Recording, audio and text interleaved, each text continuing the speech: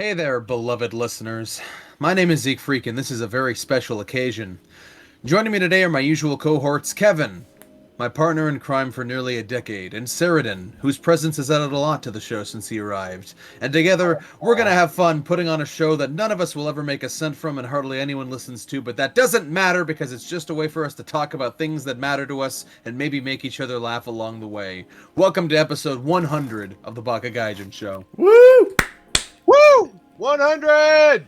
God. Yeah, It took us a while to get here. it's crazy. It takes a while to get to count to 100. I didn't know that. On Kevin's schedule, yes, it does. Absolutely. See, God, the only reason we haven't gotten to episode 100 sooner is entirely because of a combination of things. One being, there was a period of time where we would just, we were an anime podcast, strictly, that's all we talked about. So we would just do, try to find a different anime subject every week. And we did that for, to be fair, I think, 30-something episodes. Yeah. But at some point we hit a wall, and then our upload schedule became a little bit more infrequent. Yeah, we started weekly. We burned out very quickly. We burned out because we did multiple big topics every week. Oh yeah. So we burned out in 10, 11 episodes. And then we slowed down a lot from there. We were basically a tri-weekly, basically monthly podcast for a while. We were. Yeah, just the occasional hangout, on Google Hangouts. Then we had multiple instances of Kevin not being able to record, either because the house wouldn't allow it, or because he didn't have a house to allow it. Yeah, the first major. Yeah, the Kevin homeless arc was an interesting one. Yeah, Yeah, the first major example of me not being able to do podcasts at all was when I first moved back to Arizona with Ash. There was a 10-month period where I was living in Ash's place where I just could not do any podcasts. I was actually able to do a few podcasts when I was living with my grandmother, which resulted in the one of my personal favorite episodes, the Yeti trilogy episode. I fucking love that episode. We did a revival before, and it was basically pre-pandemic. And it was basically, we did 6 episodes, and then you couldn't do it anymore. Yeah, which was very, very unfortunate, but I was glad I was able to get at least something out during that time period. And then I moved out of my grandma's place and moved to Kentucky, and that began a year-long stint where I could not podcast at all, because living situations did not allow for it.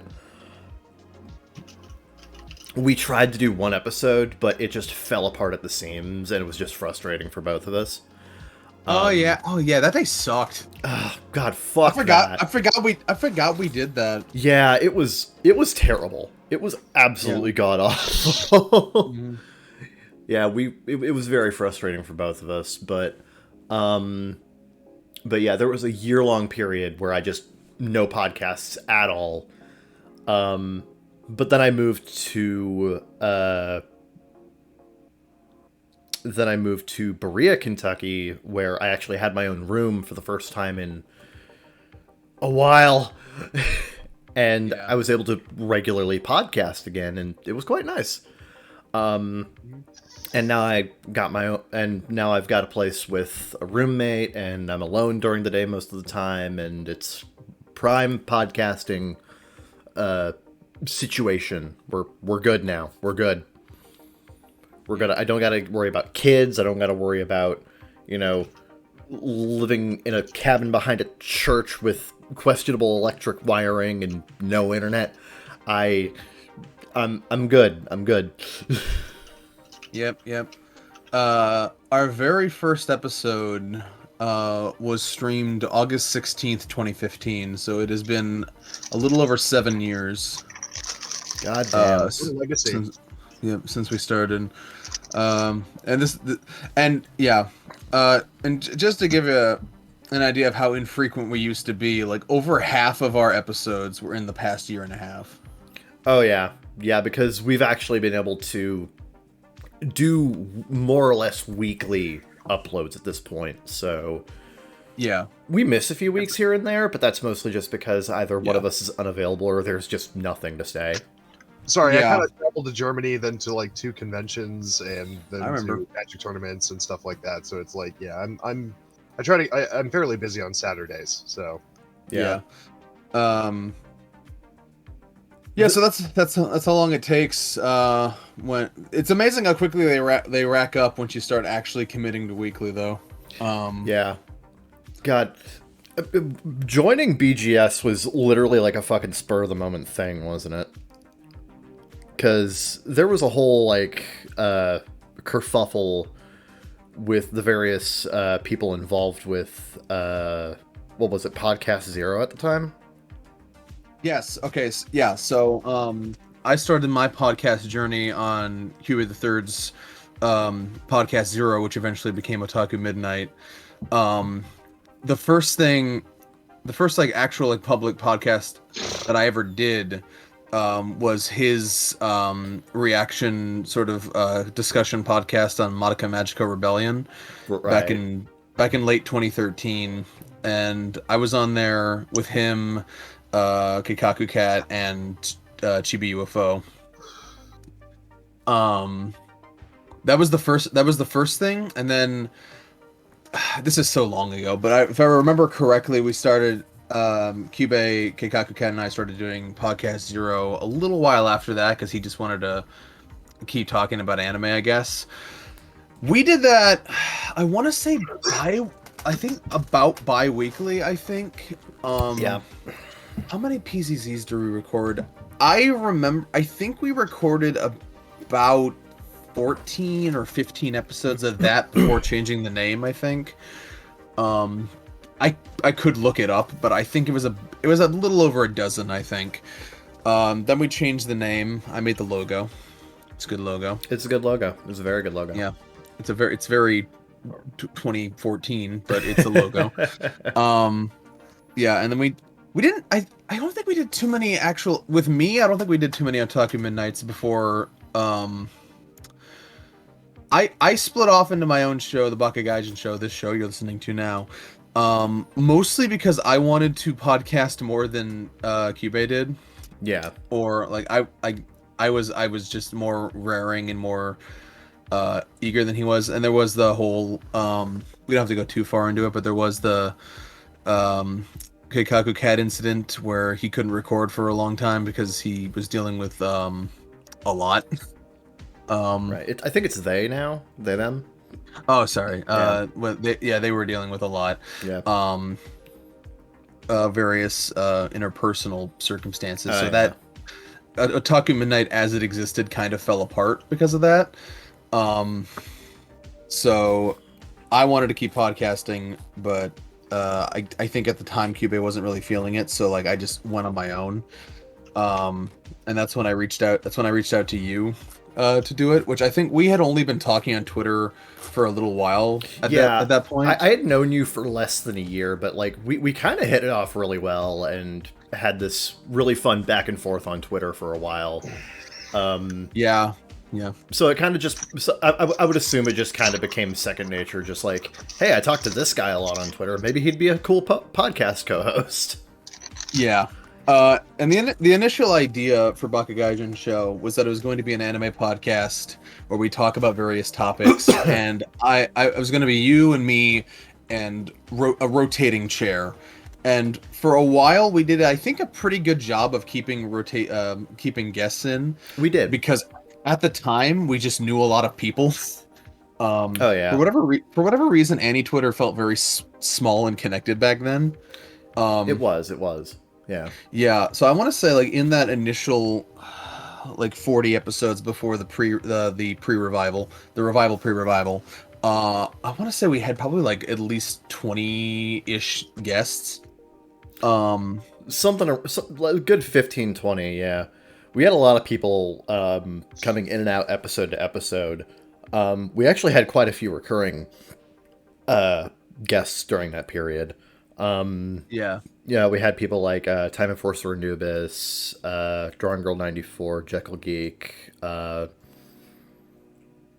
couple, Cube himself yeah, a few times. Cube a few times, a couple other people, but yeah, no, um, yeah, we had a pretty good stable of people we could reach out to at any given time and be like, hey, you want to record an episode, and we just bring them in. Yeah, I wish I could remember them all off the top of my head. There was Otaku Sphere, there was Neon Taster. Oh yeah, Neon. We knew him before he was famous. Yeah, Neon was actually a fairly frequent third chair. We had him for a good, I think, half dozen episodes. No, I think it was only like 3 or 4, but we had him. We had him. Yeah, I'd love to talk to him more, but he's just so famous now. Yeah. I still occasionally talk to him like in back and forth on Twitter, but it's very infrequent now. Yeah, we'll get some replies, but like it's very infrequent. I'm sure his notifications blow up on the daily. He's a big account now. Oh yeah. Which hey, one of us managed to, make it big. Congratulations, man. Yeah. And then we had some people that just kind of showed up and never really came back. I mean, even I don't even remember his name. We had someone in our first episode who we only talked to then, and I don't think we talked to that guy again. Yeah, I don't know the name offhand, but I think I think I remember. Yeah, I'm looking at the footage, and the Google Hangouts just calls him MP. I think it was something 2004. Oh yeah. Oh yeah. Yeah. I remember I think it was episode 4, I invited an old buddy of mine from the NISA forums, Miskaros, and he barely talked the entire time because I don't think I clearly communicated that it was a podcast. I think he thought I just invited him to hang out. Right. So I think we were just talking and he was spending the entire time playing Drakengard or something. Which, hey, based. Sure, why not? Yeah, but as time went on, the idea of covering multiple huge topics on a consistent basis just didn't really pan out. Yeah. So it kind of gradually transitioned to kind of what it is now, where it's the first segment is very conversational. It's very what have we been up to, or anything in the news in the sphere lately we want to talk about.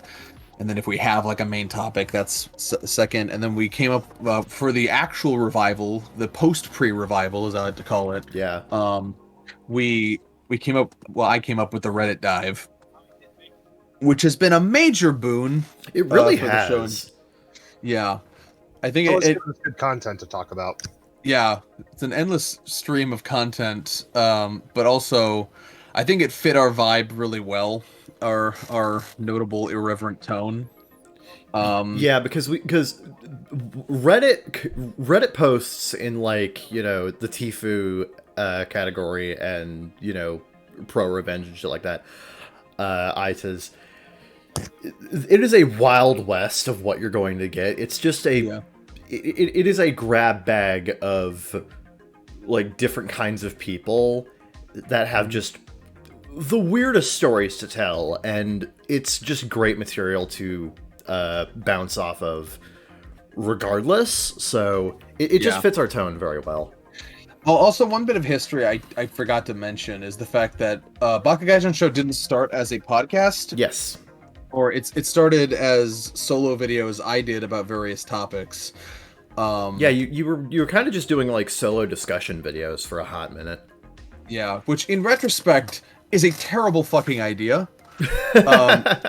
It's kind of bad to frame individual topic videos as part of a series, because then people think like it's a show that they have to keep up with, and not just, I don't like how the graphic novel section of my library is laid out. I'm gonna bitch about that, You don't need to know anything else to listen to that. So that was kind of bad. That's all that was on my part for a while. Yeah. So that I took the name and applied it to the podcast, which, to be fair, then it makes more sense for a podcast anyway. Yeah. When I brought them back, I did try to keep the numbering scheme going, but eventually I just kind of gave up and made videos their own thing, because it just made more sense to do that.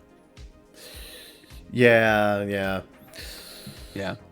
yeah. And So that's why. and during, That's why the. no, That's why the fucking. go ahead, go ahead. Yeah, that's why the playlists are such a mess. Is because they have a lot of my old videos, and then one thing that's really annoying about YouTube playlists is sometimes if you misspell it, it'll never cache onto the thing. Like Yeah. our SDR2 episode is not on the playlist because I misspelled it when I first uploaded it, and I can't get it to recognize that it's in there Ouch. in the right order. So yeah, that sucks. Yeah. And I know now I think I started a second playlist specifically for the post pre-revival because it's just kind of like a better starting point, honestly. Yeah. Because like before the revival, we were doing Pre-revival. before the pre-revival, I guess. We were doing everything over Google Hangouts, which at the time had a live recording option. I don't think it does anymore. I think it still does. We used it as a backup that one time. If you like, We did. in the post pre revival. So I think it still does. Right. Or no, that was live. We recorded that ourselves. Forget about it. Yeah. But yeah, like we used Google Hangouts for the longest time just because it was quick, it was useful, and it was just it was just very easy to use. Unfortunately, that had the knock-on effect of anytime we went to break, there would just be long periods of silence where nothing was happening, and then we would come back. Yeah, if you're gonna watch those old episodes, I recommend it at like 1.5 speed. Definitely. Yeah.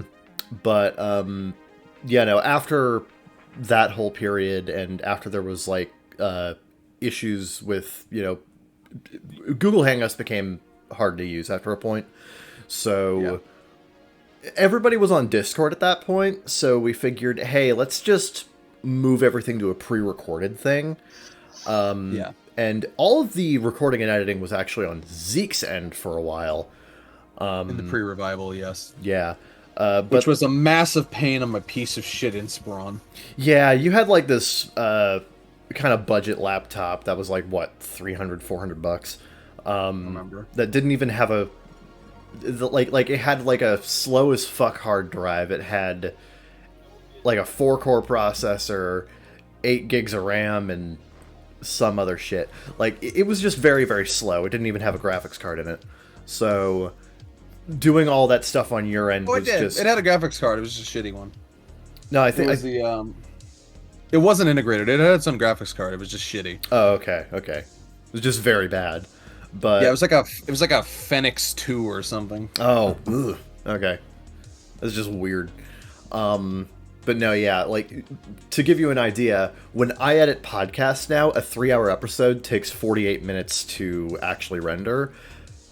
On Zeke's old laptop, it used to take all night. Yeah, I had to leave it. Yeah, the editing is super simple for this show, but it would take me so long because the program just ran so fucking sluggishly. I would legit spend 2 hours just editing, just throwing the clips together. Just because it moved so damn slowly, and then it took literally all night to render. And sometimes it failed, and I had to do it again. Yeah, comparatively these days, an episode for me that doesn't actually require me to, like, scrub through and put in, counters or images or whatever. Like, for just a basic episode with no additional editing, I can throw that together in, like, 10 to 20 minutes and then render it, and, like, I'll be done in an hour. And then I can just upload it.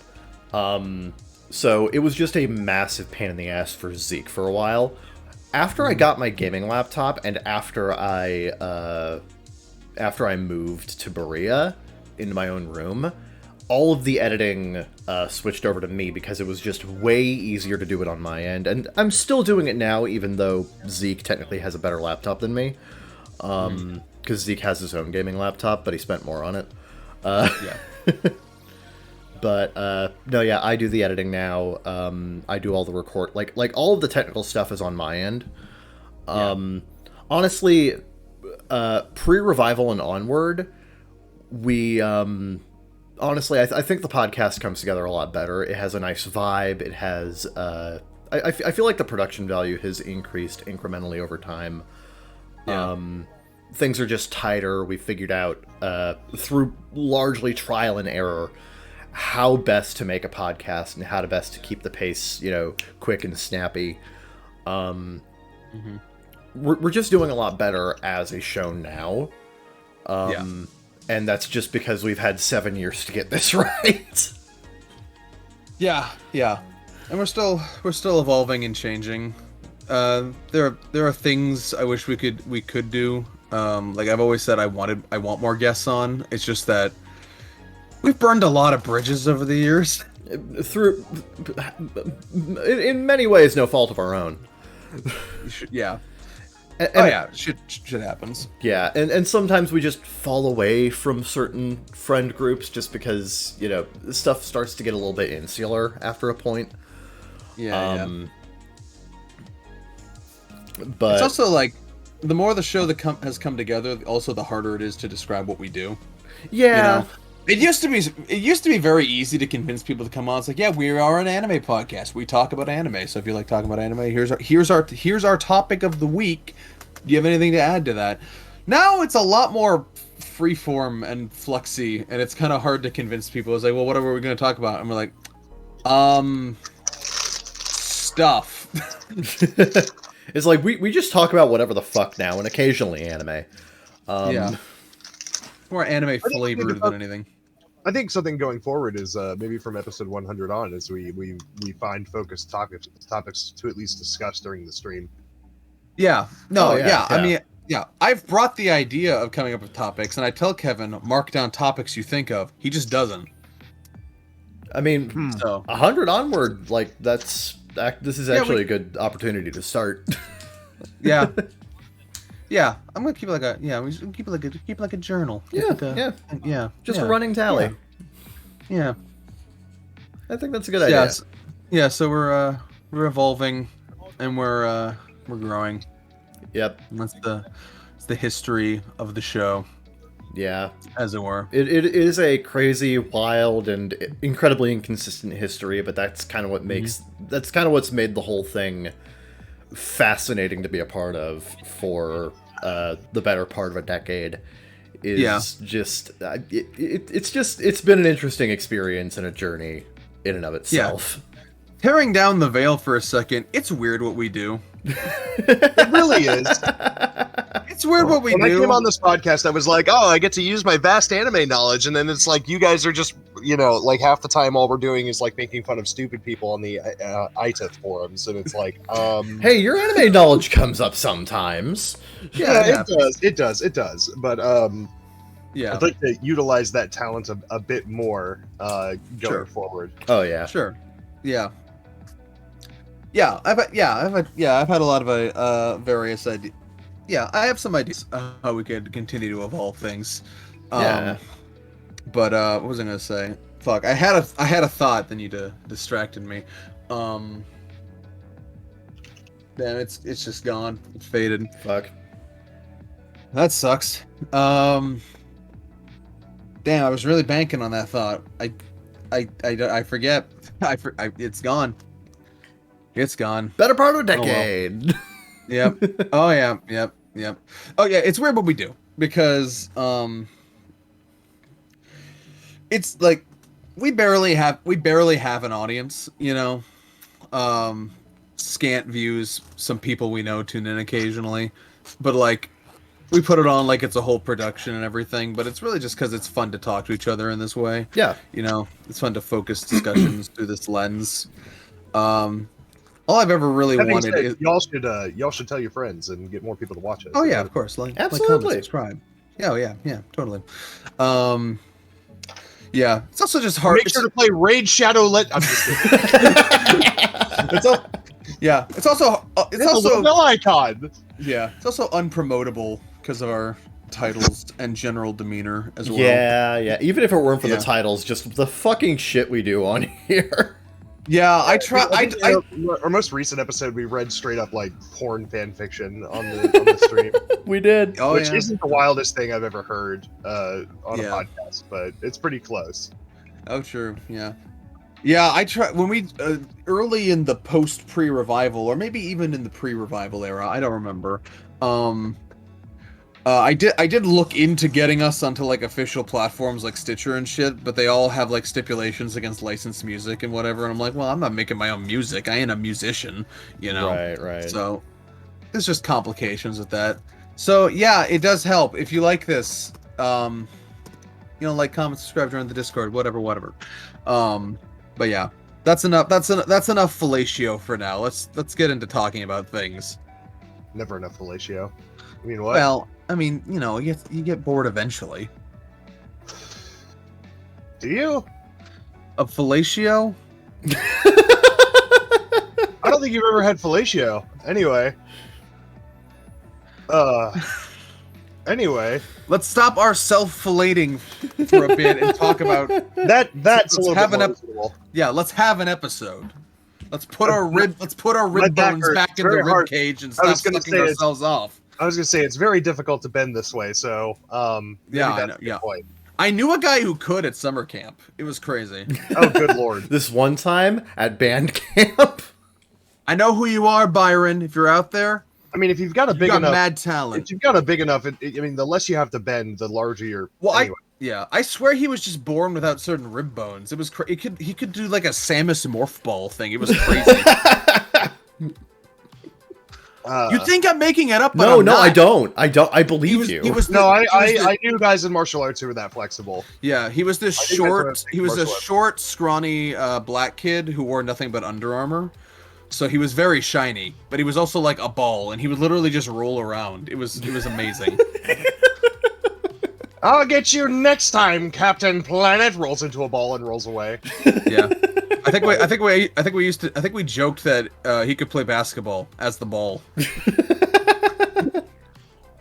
Yo man, I got a request. I've never dunked another human being before. Can I dunk you? Yeah, it's like can I draw you, but it's can I dunk you? Can I dunk you, dude? It would be so lit. Dude, This is hard for me to say, but can I slam dunk you through a hoop? Can I dunk me like one of your French balls? Dunk me like one of your French fries. God. Straight in the honey mustard. Dude, I had Arby's mozzarella sticks the other day. Those shit's bombing. That shit bussin'. That shit bombing. That is the best stick I put in my mouth. Haha. Now let pretense to the side. Let's have an episode. All right. Yeah, let's have an episode. Yeah, Kevin, what have you been up to? Well, the last week has been mostly me going around and doing shit because I have obligations. I did Find begin. the feces. Kevin B. Kevin B? Craig. Lunch. Typo, sorry. I guess your name is Boltner now. Kevin Boltner. Yes, is I Kevin Boltner, Kevin Evil Twin. Just twirling my mustache. I talk like this now. But, yeah, no, I began editing on that Bumblebee video. I'm over halfway done with it. It's requiring way more editing than I was anticipating. Because, like, bringing it back to Zeke doing his, like, solo discussion videos and whatever. Whoa, way back. Zeke mentioned one of the biggest pains in the ass of doing those discussion videos was audio editing, and I understand his pain now, because to actually make this video a reasonable length. Okay, to be clear, I didn't edit those ones. The later ones I did. Yeah.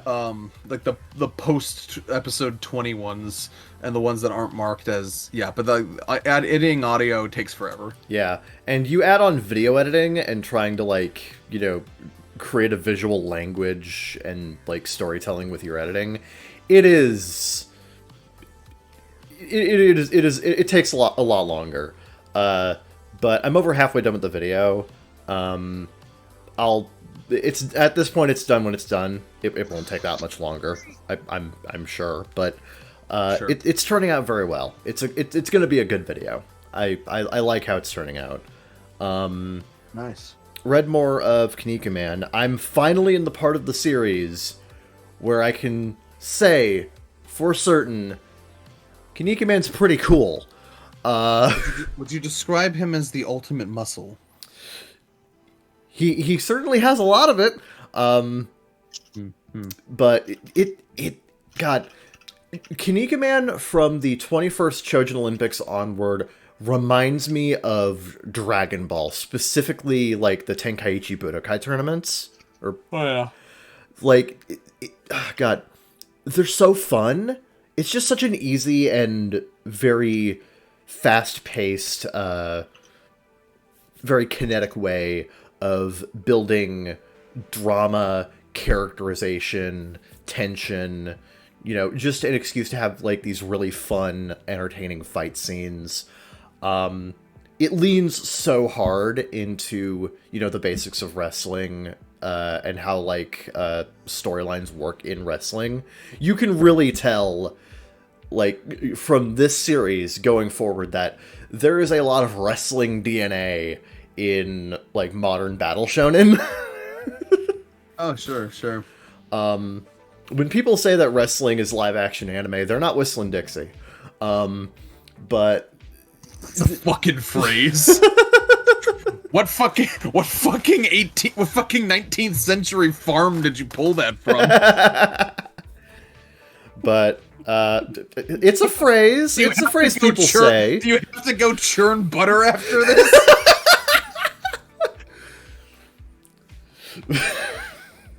Look, I was just pulling a phrase out, okay? You can't just say that. But I did. Have you seen our show? Do you get our vibe? You can't just sling out your fucking farm slang on our fucking neon ass fucking podcast. We're in a galactic cruiser coasting along the cosmic highway, Kevin. You can't just go and whistling Dixie. Oh, gee golly gee. Anyone catch whiff of that anime? Are those them Chinese cartoons I keep hearing about? They got all in. How can they be with the big eyes and the small mouths and the women with the big titties? Why they draw them eyes so big when they eyes so small? I don't understand. Oh God, that's just racist. Well, you brought it up. You invited me and my kin. I have done no such thing, sir. I'm twiddling on a twang here. I got a thimbleweed in my mouth or whatever. But no, Kinnikuman is so much fun. God, I'm really enjoying this series a lot. It's just it's a ton of dumb fun. I'm very interested to see how the future tournament arcs go. If I recall, I don't know the history super well, but I think in like the 70s, like Mexican wrestling got like imported to Japan. It did. Yes, it did. Yeah. Yes, it did, and it became actually pretty popular over there because it's honestly it's as absurd as a lot of their TV is, so it just fitted naturally. Well, also a lot of their I think it has like similar roots to like kabuki theater and shit. So like yes, it does. Yeah. So fairly easy cultural transplant. Yeah. And Kinnikuman came out right at the height of that popularity in 1979, and just kind of like built off of that. You think that led into Super Sentai, or did Super Sentai predate wrestling? Super Sentai certainly did not predate wrestling, but it's entirely possible that Super Sentai at some point began transplanting elements of that. Sentai began in, I want to say 1975, so that would have been around the same time. Yeah, I can definitely see, like, Mexican wrestling gets implanted into Japanese culture, and it kind of springs off in several different directions of subcategories of the same spirit, you know? Oh, yeah, absolutely. That's actually interesting, tying into the question we answered last week about weirdos in Japan. It's interesting people point to Japan as like a bastion of, like, cultural homogeneity, when, like, a lot of their cultural mainstays are like implants from, like, you know, shit that was brought over after the lockdown was lifted, like Mexican wrestling. You know, so that's interesting to me. Yeah. Japan is a lot more Japanese culture is influenced a lot more by outside countries than you would think at first glance. That's even more than some Japanese might want. Yeah, it's just when you really look into it, they do a really good job of giving it their own style and twist, but generally speaking, there is a lot of influence from outside cultures coming into Japan and kind of like influencing Japanese pop culture. And wrestling is a very, very big part of that. Truly, no man is an island. Quite literally in this case. But no, yeah, I'm having a lot of fun with Kinnikuman. The main character is actually a very effective underdog. Because he starts the series as this kind of bumbling, ineffective superhero who doesn't really do a good job. He doesn't do a good job of being a superhero. He just eats gyudon, gawks at women, and just fails at being a superhero in general. He is a parody of Ultraman at the start, but as the series goes on, he learns more about his heritage as the prince of a far-off planet. He learns that there's this entire world of heroes that he is a part of that, has this legacy of pride and heroism that he has to live up to. He becomes part of the 20th Chojin Olympics, which is this long-running tournament that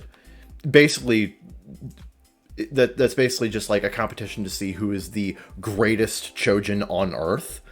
Chojin meaning literally Superman, but we can't use that because it's trademarked. Of course. Yeah, we just use the Japanese term Chojin, but and Did you know it translates literally as up man or superior man? God damn it. Callback. Son of a bitch. That's a callback. And then after he actually and then after he, spoiler for fucking 40 years ago, wins the tournament. What? You've ruined it for me. How could you do this? Spoilers. I don't even know you. But I'm so disappointed in you. I can't Kevin believe B. myself. But like he has to, he has to learn that like this title means a lot to the people that have come before him. The champion belt literally has all of the previous champions etched on the back, and he's just like, oh. Fuck. Imbue their spirit? Does it imbue their spirit like he's the fucking Avatar? He acts like it does. He holds it and he's just like, why does this suddenly feel so heavy? I can feel the weight of their spirits. He almost says that word for word, though. They compel me to victory. A little bit, actually. Like, there's a lot of that in this series. No, I'm sure real ass wrestlers feel the same fucking shit. There's actually a real life wrestler who is a big fan of Kinnikuman. Let me make sure I got his name right Sounds here. like when doctors go home after like a long day at the office, and all they do is like watch like medical TV, even though it's so unrealistic. Yeah. So there's a real life wrestler. Oh, great! That's not how anatomy works. Yeah. Oh. There's a real life. Yeah, like I had a doctor once explain to me the number of like rules violations and legal violations that House makes on a daily basis, and it's just like this man would never be employed anywhere. Because that's kind of literally all the laws. That's kind of smart if you think about it, because then they watch this shit. It's like reverse flashcards. It's like, here's what not to do. Yeah. No, that's kind of why they enjoy it, because it's medical. It's getting to do their jobs, but not having any of the damn rules or restrictions that they're normally bogged down by, and they have to constantly the pressure of another human life in your hands. Yeah. Right. But no, yeah, there's a real life wrestler named Samoa Joe, who grew up watching, I believe, like a Spanish dub of Kinnikuman, and he actually had, for the longest time, a wrestling move that was basically just Kinnikuman's Man's finishing move, the Kinniku Buster. But he translated it as the Muscle Buster. The Kinniku Buster is basically like he holds the opponent upside down with his arms on like under his legs and the neck resting on his shoulder, and then he just like slams down on the ground, and it's supposed to cause damage to the waist, the back, and the neck all at the same time. But not the pussy or the crack. But my neck, my back, my pussy and my crack. But no, yeah, Samoa Joe like co-opted the Kinniku Buster as a move in his actual wrestling repertoire, but it is a dangerous. It reminds me of all the real world wrestlers who have like walked onto stage with like actual anime cosplay. Or yes. whatever. Oh yeah. Oh yeah. There is a Japanese wrestler who is literally just Tiger Mask. Yeah. Such an interesting phenomenon. This is a tangentially related note. I don't remember if we've ever talked about this. Did you watch Mucha Lucha growing up, Kevin? Because I love Mucha Lucha. I watched it a little bit. Yeah. It wasn't my favorite show, but I watched it a little bit. It's not the best, but it's fun. I like it. Honestly, it's a cute show. Honestly, if you liked Mucha Lucha, you might like Kinnikuman. Pulverizing pinball. It's got some of the same energy, actually. I would not be surprised if the people who made Mucha Lucha grew up watching Kinnikuman. That would be interesting to.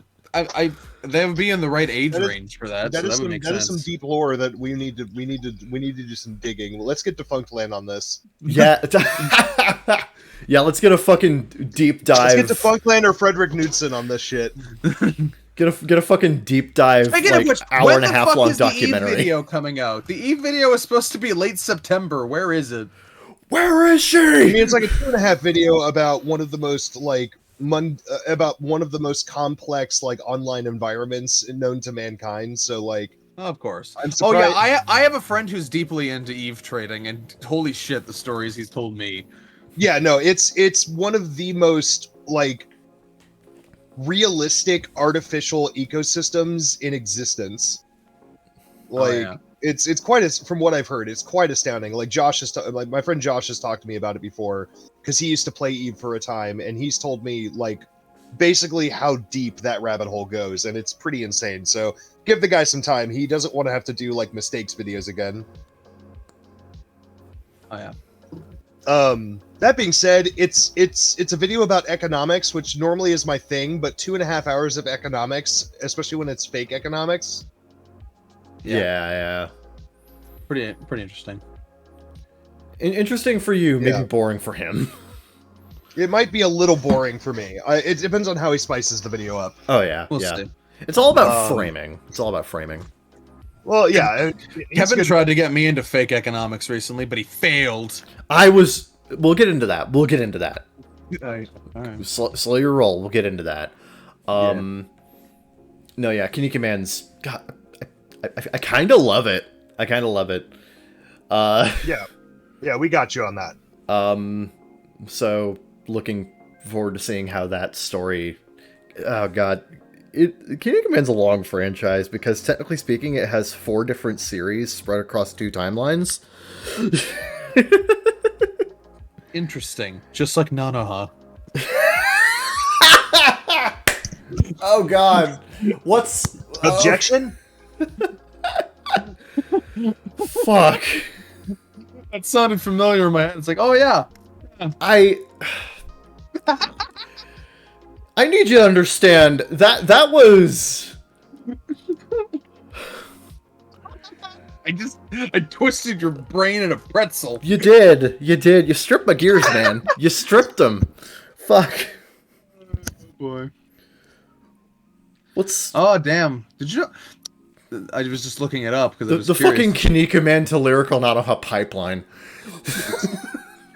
I was looking it up because I was curious about the inspirations or whatever. Did you know in 2014 there was going to be a Mucha Lucha revival called Mucha Lucha per Simpiere, which would have centered on them as teenagers, but it didn't go anywhere. Ah, really?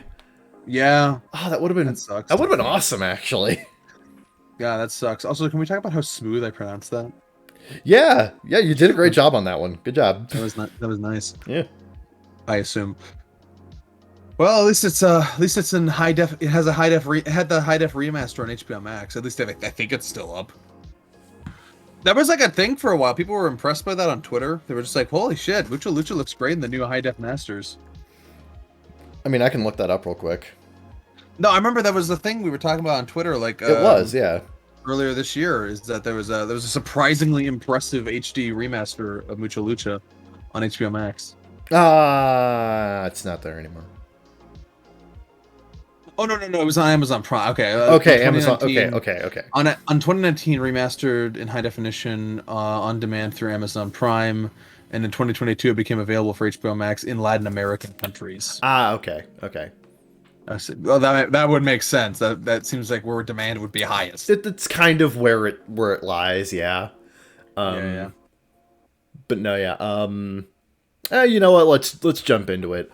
The Game Awards happened. Well, hold on. We haven't talked about what I've been doing. Yeah, Kevin, you insensitive jerk. Well, Kevin Boltner, we are so disappointed in you. Okay. So let me talk about what I've been doing recently. Fair enough. Basically working 60 hours a week. I'm going to probably be doing that for the next week as well, just to earn some extra cash before the beginning of the year. I've also got car repairs and a couple of other things I have to pay off. And what up to your car again? Oh my god. Sorry, Kevin's been asking me this question every day, even though I keep telling him. I asked it twice. No, I haven't asked it. I've asked it zero in 5 days. So my nothing too serious. My car has I have terrible luck, and my car keeps getting like bumped into in parking lots when I'm not even in the vehicle. Like it's like I'll be parked for work or whatever, and then somebody will park next to me, and then what happened was somebody pulled out and scraped against my car and like scraped up the back bumper, dented it, and then also broke the back tail light. And of course, the security footage that I had access to did not show her license plate clear enough to get an actual ID on it, so we couldn't track the woman down and actually they got away. The money from her. So they got away with it. So I had to pay out of pocket for the repairs, but I need to have 2 working back taillights, so we got to get that fixed. That being said, that and some dent work from another incident that happened in a parking lot where somebody pulled into. It was one of those parking lots that doesn't have a barrier between the 2 rows, and somebody in a truck pulled forward and bumped my front bumper, which dented it and tore up the front. It's got some body work that needs to be done. Thankfully, it's mostly bumper damage, and replacing bumpers is not only cheap, but it's also very easy. And there was no structural damage to the car or interior damage, so it's literally just some scuffed body work. So I'm getting that repaired so that the car's in pristine condition. My goal with this. No, go ahead. It sounds like the problem is parking lots. You should probably avoid those. Well, I don't have a choice because I have to use them for like parking for work. Like when I'm working at I'm working security at like at a Kroger's, I have to park in a Kroger's parking lot. Yeah. And it's like that sounds like a dangerous place to be. No, it really is, because there's hundreds of customers going and coming every day, and it's one of those places that's a public place, so you get all kinds there, including the kinds that can't drive to save their fucking lives. They might as well be driving blindfolded. So, and the last one was at a library, which was at another public place, and that's where the rear taillight incident happened. And so yeah, it was frustrating. It's been a frustrating experience. I've never been in an accident or any kind of fender bender with this car. It's just people keep bumping into it while it's in a parking lot. I've had it happen 3 times since I purchased the vehicle. 4 times since I purchased the vehicle. It 2 of the dents I'm not dealing with. There's dents on the side panels, but they're small, and I'm not dealing with them. I'm not going to have an entire side of the car replaced just to fix 1 dent. Sure. It's a Honda Civic Si, so it looks like every other car on the damn. Well, it doesn't look like every other car. It's a 2017 one, so it has those cool blade headlights on the back. Yeah. So it doesn't look like every other car, but it does look like every other Civic. So giving it some beauty marks and some definition is fine by me. Battle scars. Yeah, giving it something. Yeah, it makes it look like it's actually being driven as it's supposed to be. It's an SI.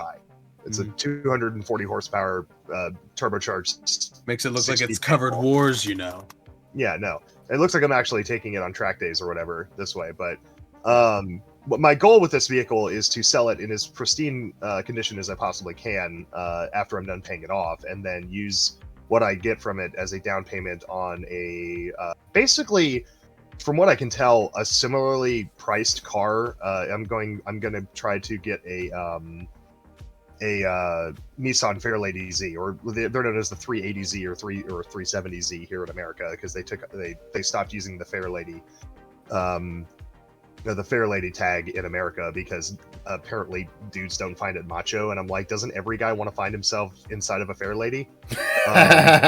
They could use that as the tagline. You'd think. Well, yeah, it's a little sexual, but like I'm looking at pictures. It looks like a nice car. Although for some reason most of the results I'm getting are like a weird green yellow color. Yeah, hold on. Interesting. 380Z. Yeah, it's a two-door coupe.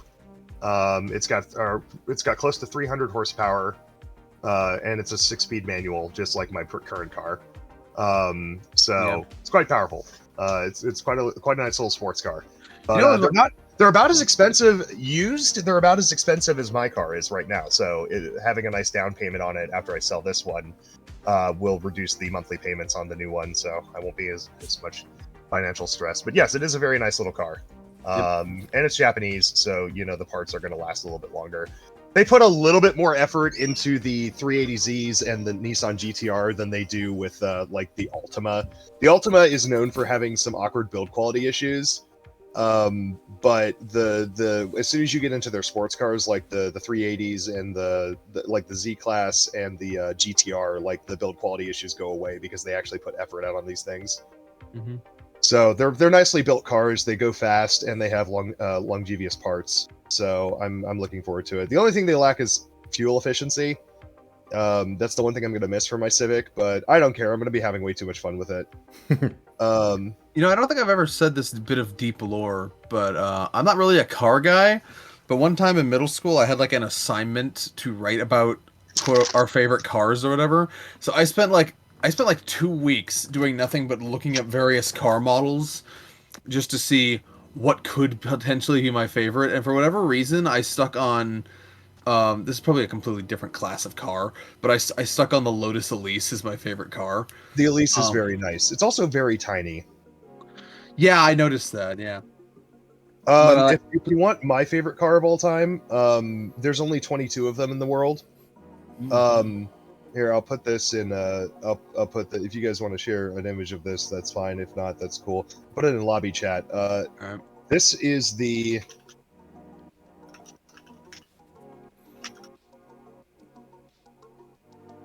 Hold on. This is the Lamborghini Reventon. Oh God, that's a sexy car.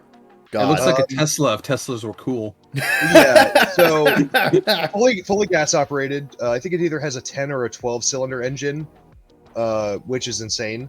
And it was a prototype model that eventually led to the not the Huracan, not the Gallardo. Oh, I forget what it led to. It led to one of their higher end Lamborghinis. This was the prototype of it, and it was designed from the ground up to look like an F-22 fighter jet. That's this looks like it could be a Decepticon. Yeah, no, literally. It does. Yeah, so it was designed to look like an F-22 fighter jet, which is why it has the angular design, the black carbon fiber body, the box vents on the front. The back box vents actually have spinning fans to suck air out the back faster. So it actually has turbines in it. And the heads-up display...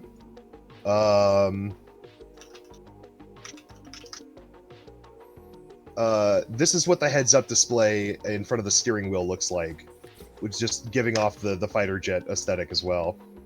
Oh damn! Oh God, that is. You've turned off your targeting computer. Is something wrong? Yeah, no, exactly. It looks like a targeting computer for a fighter jet. So if you can't tell what they are, the center one is a gravity meter, it's a G meter, which my car has. And what it does is it tells you where the center of gravity is. So if you're taking a hard turn, you'll see the thing spin. You'll see the dot in the center move to left or right. And beyond a certain point, you want to be careful because at a certain point, you'll lose traction. Once you get to the edge of the circle, you'll lose traction on a dry road with good tires. So it helps racers, which this car is built for racing. It helps racers determine if they need to slow down on a turn in order to keep traction. The left meter is your engine revs. It is a 12-cylinder engine that can rev to 9,000 RPM without redlining, which is insane. Most cars go to 6,000. And the right one is the speedometer, if you can guess that. But yeah, no, the whole thing is designed to look like a fighter jet, and that's just fucking cool. But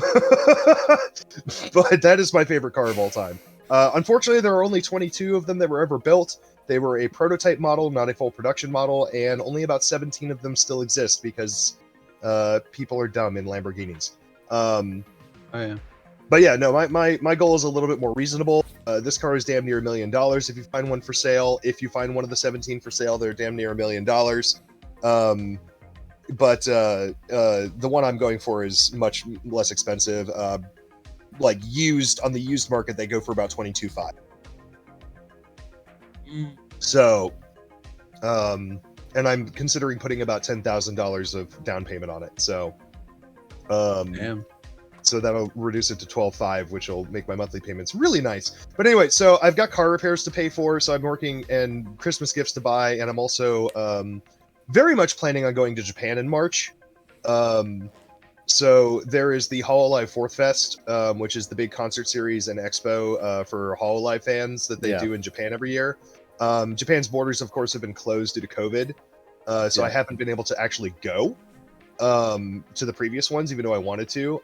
Acquiring tickets is the difficult part, because to order tickets, it's a lottery, first of all, because they know they're going to have more applicants than others, and they don't want the tickets to sell out immediately. So what you do is you apply for a lottery system, but to do that, you need a Japanese phone number and a Japanese home address. Now, you can use an apartment complex, or you can use a hotel address as your address if you really want. But the phone number is the hard one. So I've actually ordered a Japanese SIM card off of a website called Mobile, and they're sending it to me, and it'll arrive in plenty of time to actually make the application. And then also, if that doesn't work, apparently some of the management for Hololive is trying to get some tickets together to sell to overseas fans. They'll probably do another lottery system for that once they do that. So if this fails, then I'll have a backup plan, and hopefully I get picked out of the lottery to actually go. I can't imagine there are a ton of Hololive fans who are going to want to travel all the way to Japan for this. So I mean, there probably are, but there's also probably a lot that aren't. I would say the number is in maybe 1,000 or less. And considering that convention hall, even with COVID restrictions, easily holds like 10,000, it shouldn't be hard to get in. But if I'm able to get those tickets, I'm definitely going. Even if I'm not able to get those tickets, I might just go anyway during that time, just to meet up with some other fans from the fan group. And, I don't know, just go to Japan and hang out, go to arcades, go to amusement parks, eat some great food. Oh, yeah, because it's not like Japan doesn't have things to do. Yeah. And then it's just like, if I don't get to go to see the concert, I'll watch it on streaming while I'm in Japan. And, isn't the concert in, fucking Tokyo or some shit? Yeah, it's in Tokyo. Yeah, so there's plenty of shit to do. What? Yeah, it's in Tokyo. So I'll get to. I mean, I get to go see the best part of Japan, in my opinion. Well, the best part is honestly the country, because the country's gorgeous up. But I'll get to go see the second best part of Japan, which is Tokyo. So hopefully pray for me, guys. Hopefully that works out. Hopefully I'm able to get tickets and actually go. If not, I'll probably just go anyway and hang out with some of the fans from the fan group and do meetups and go get delicious food. Because a lot of them are coming at least a week in advance, so that they have plenty of time to just visit Japan and relax. And then I'll just hand some of any of my friends who got tickets in there. I'll just be like, hey, here's $100, buy me some merch. And then they'll buy some merch, and then I'll be able to at least say I got some merch from it, like the glow sticks for the specialized glow stick for the concert, and some card sleeves and some other stuff. It's hosted by Bushiroad, which is the Japanese company that owns the Weischwarz card games, so they make a lot of peripherals for card games, and their sleeves happen to fit Magic cards. So I'll get some Kiara sleeves for my Magic cards. Speaking of Magic, other things I've been doing, what the fuck, Angela? I'm scrolling up through lobby chat, and I just see Angela bodied over a fucking glass edge. Anyway, so I know that was an ADHD moment. Excuse me. But I've been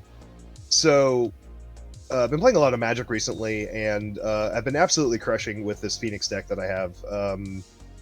and which is considered by many people to be one of the best, if not the best deck in the format. And I'll be playing it again today after the podcast. Last week I had kind of a funny interaction. I was playing against a guy who was playing some weird meta deck that was like 100 cards. Most cards are like 60 because you want to keep your numbers down, but he was playing specific cards that required there be more than your starting card total in the deck. So he was playing some weird, inefficient meta deck that's supposed to be well positioned against mine, but like his deck just didn't perform the first game at all. And then the second game, he was able to interact with me several times detrimentally, but like it doesn't matter because my deck is so efficient that I was just able to get up and over what he was trying to do to me, and I beat him anyway. And it made him so fucking salty. First of all, at the end of the match, he was just like, "Man, I can't believe I lost to this bad deck." And I was like, I didn't say it to him, but I was like, "You mean this deck that is literally destroying every fucking tournament in the fucking Pro Tour right now? Yeah, okay. It's a bad deck, I'm sure." But he got so mad, he rage quit, bitched for the next 10 minutes, and then just quit the tournament after one round.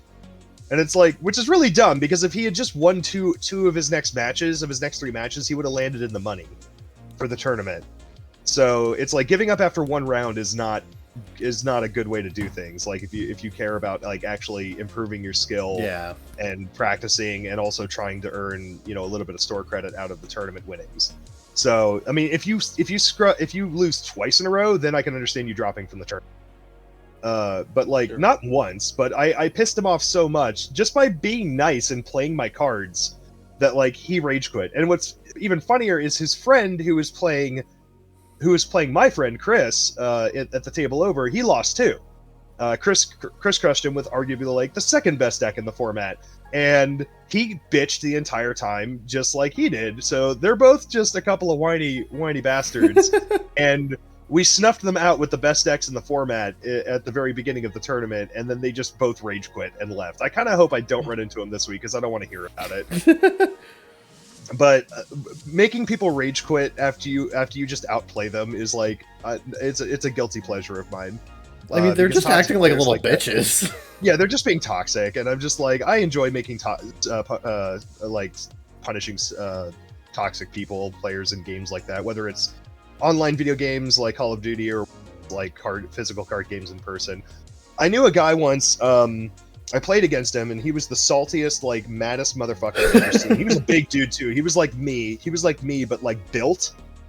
So he's, like, 6'3", and he's built. So he's kind of a scary, intimidating guy, but he gets angry a lot playing Magic. Yeah. And I won't go into his history too much, but all I know about him is that at a major pre-tournament, like one of the 1,000-man tournaments they host at convention centers, he lost a game to a teenager. The teenager, from what I know, was very, very good with the deck that he had, and the deck that he had was very well against, this guy's name was Kyle, against Kyle's deck. Yeah. Hey, Kyle. And so he should have anticipated a loss, okay? He should have anticipated a loss, but I think he got cocky because he was like, "Oh, I'm playing against a kid. This will be easy." Oh. And then he sees his worst nightmare of a deck. And then he was just like, and then he lost. And when he lost, he ripped up one of the most expensive cards in his deck out of anger, and then threw the rest of the deck in the general direction. He didn't throw it at the kid, but he threw the rest of the deck in the general direction of the kid after losing. And this was on camera. What a pussy! Oh, because he was on one of the featured match tables that they were streaming to Twitch. Oh my god, no, yeah. man! So you can see a grown-ass man get frustrated that he lost a children's card game to a child, and then or to a teenager, and then fucking threw his deck out of anger. Like he's like Magic, because the deck's so expensive. Because the decks are so expensive, and because the winnings are so big, and because the stress level of this is exactly why Kazuki Takahashi never wanted cash prizes in Yu-Gi-Oh! Is because he was in the Magic scene early on, and he saw this kind of shit. Yeah. So, and actually, Magic has remedied that. Magic no longer gives out cash prizes. They tried it in Canada because Canada has gambling rules that say that tournaments like that cannot offer cash as a prize. So what they did was they had a prize wall, kind of like a Chuck E. Cheese's. And winning, placing at certain points in the tournament would give you tickets. just like a Chuck E. Cheese's. And if you know, obviously first place, they'd give you enough tickets to purchase things like, oh, I don't know, a Black Lotus off the wall, or Alpha Booster packs, or things like that. Which then, if you wanted to, you could turn around and flip for money. Like that's totally a thing you could do. But they stopped doing direct cash prizes, and from what I've heard, it's really slowed down the just overall aggression of the tournament. So Magic has learned their lesson after all these times. Now, but like at local stores and stuff, you'll be gifted in store credit and stuff, so there's still quote unquote money on the line. But like at major tournaments, they've really helped like get a lot of the sweatier guys who are just looking for a paycheck out of there because of that situation. But yeah, when you have all those things, when your deck is that expensive and you want to justify its purchase, and then you get snuffed out by a teenager, it can be frustrating. But like, you should never let that frustration make you throw your fucking deck and rip up your most expensive card. Yeah. When people act like that, I just laugh. I'm just like, your loss, man. I'm living rent free in your head, and all I did was put cardboard on the table. Like, I don't know what your fucking problem is. But yeah, and then we'll get into it more. But I also really kind of enjoyed watching the Game Award. I was actually chilling out in pre-chat for one of Kiara's streams, and she was there just chatting about them with us.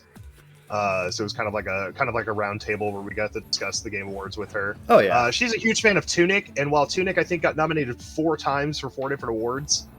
Didn't win anything. Won nothing. But it won nothing. I honestly think in certain respects it's a better game than Stray, but I think Stray just hooked everybody with its really interesting, unique, like Stray's hook of you get to play as a fucking cat, I think was so strong that it gave people tunnel vision. Yeah, sure.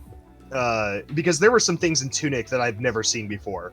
And even in a Zelda style roguelike, like I've never seen, they had some really creative concepts going, and I feel like they deserve to win something for some of those.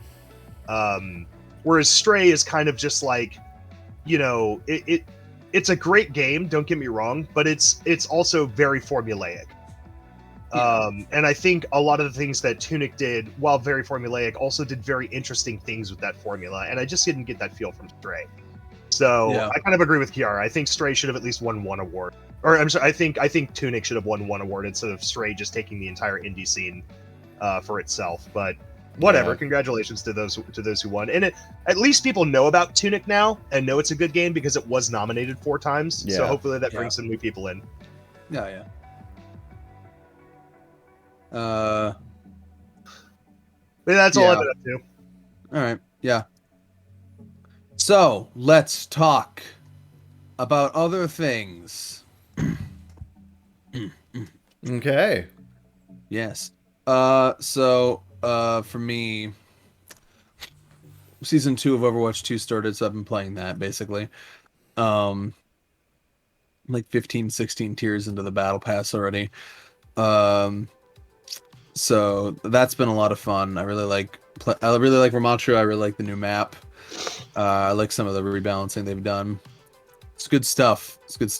And that's just gonna be something I do on and off the next 9 weeks. In 3 days, High on Life comes out, and I'm probably gonna get that if reviews are good. Because it looks fun and unique and funny, so I'm gonna probably get that, and that's probably what I'm gonna be playing. Other than that, just normal weekly anime and the same. Actually, no, I took a break from reading, but I should probably get back to that. I do have to write though. My self-imposed deadline is coming up at some point. And then I watched the Game Awards with y'all guys. Yep. That was fun, as it is every year. It was a pretty good show. I won again, as usual. But only by 1 point. Yeah, that's true. Kevin got close. And did you guys both say Elden Ring for Game of the Year? I did. He didn't. I said God of War Ragnarok, and that's what killed me. Yep. Yeah, we had quite this. You should check it out in the video we did about our predictions, where we went through everything and explained our rationale. We had a bit of debate over Game of the Year, but I had faith in Elden Ring. I figured that the what's the word I'm looking for? The ephemeral clout of general from softness would prevail. Yeah. You know. I think also like a point in Elden Ring's favor is that like while God of War is an excellent game, it didn't do a lot to really challenge the industry. Sure. It's what I've heard. It's kind of, it's got a bit of an open world to it, but essentially it's got a pretty standard mission structure, a pretty standard, although very well, and all these things are done. Don't get me wrong. Oh, sure. It's like it's got a very standard combat system, and it's got a very standard and it's the thing is that there's a lot of standards being met here. There's a lot of standards being met here. Well, it's also just like, it's not. It's nothing. It's nothing. The industry a lot. Yeah, it's also nothing like super new. Like, most of what I've heard about Ragnarok is that it's just a refinement of the 2018 game, which is great. But like, I get like in a context of awards like this, I felt that the journalist masses were going to lean more towards something that sort of challenged them, both literally and in sort of a design sense. Yeah, and I think Elden Ring just did a lot to challenge the industry and to do a lot of things very different. They did their very own thing. Now I have to give Kevin credit here, because the possibility for a 2019 Last of Us Part 2 style sweep was definitely there. Oh yeah. And that's what I banked on. Yeah, so weirdly, Kevin was the cynic in this situation. Weirdly. That very weird. What was in the water that day? I mean, I was shocked. I was shocked when Elden Ring actually won, because God of War had been taking award after award back to back to back, and the only thing Elden Ring had won art direction and game direction up to that point, whereas Ragnarok had won, I think, 4 or 5 different awards. Up to that point. So it was kind of one of those. It's like when a game wins that many sub awards, generally they're going to end up with Game of the Year.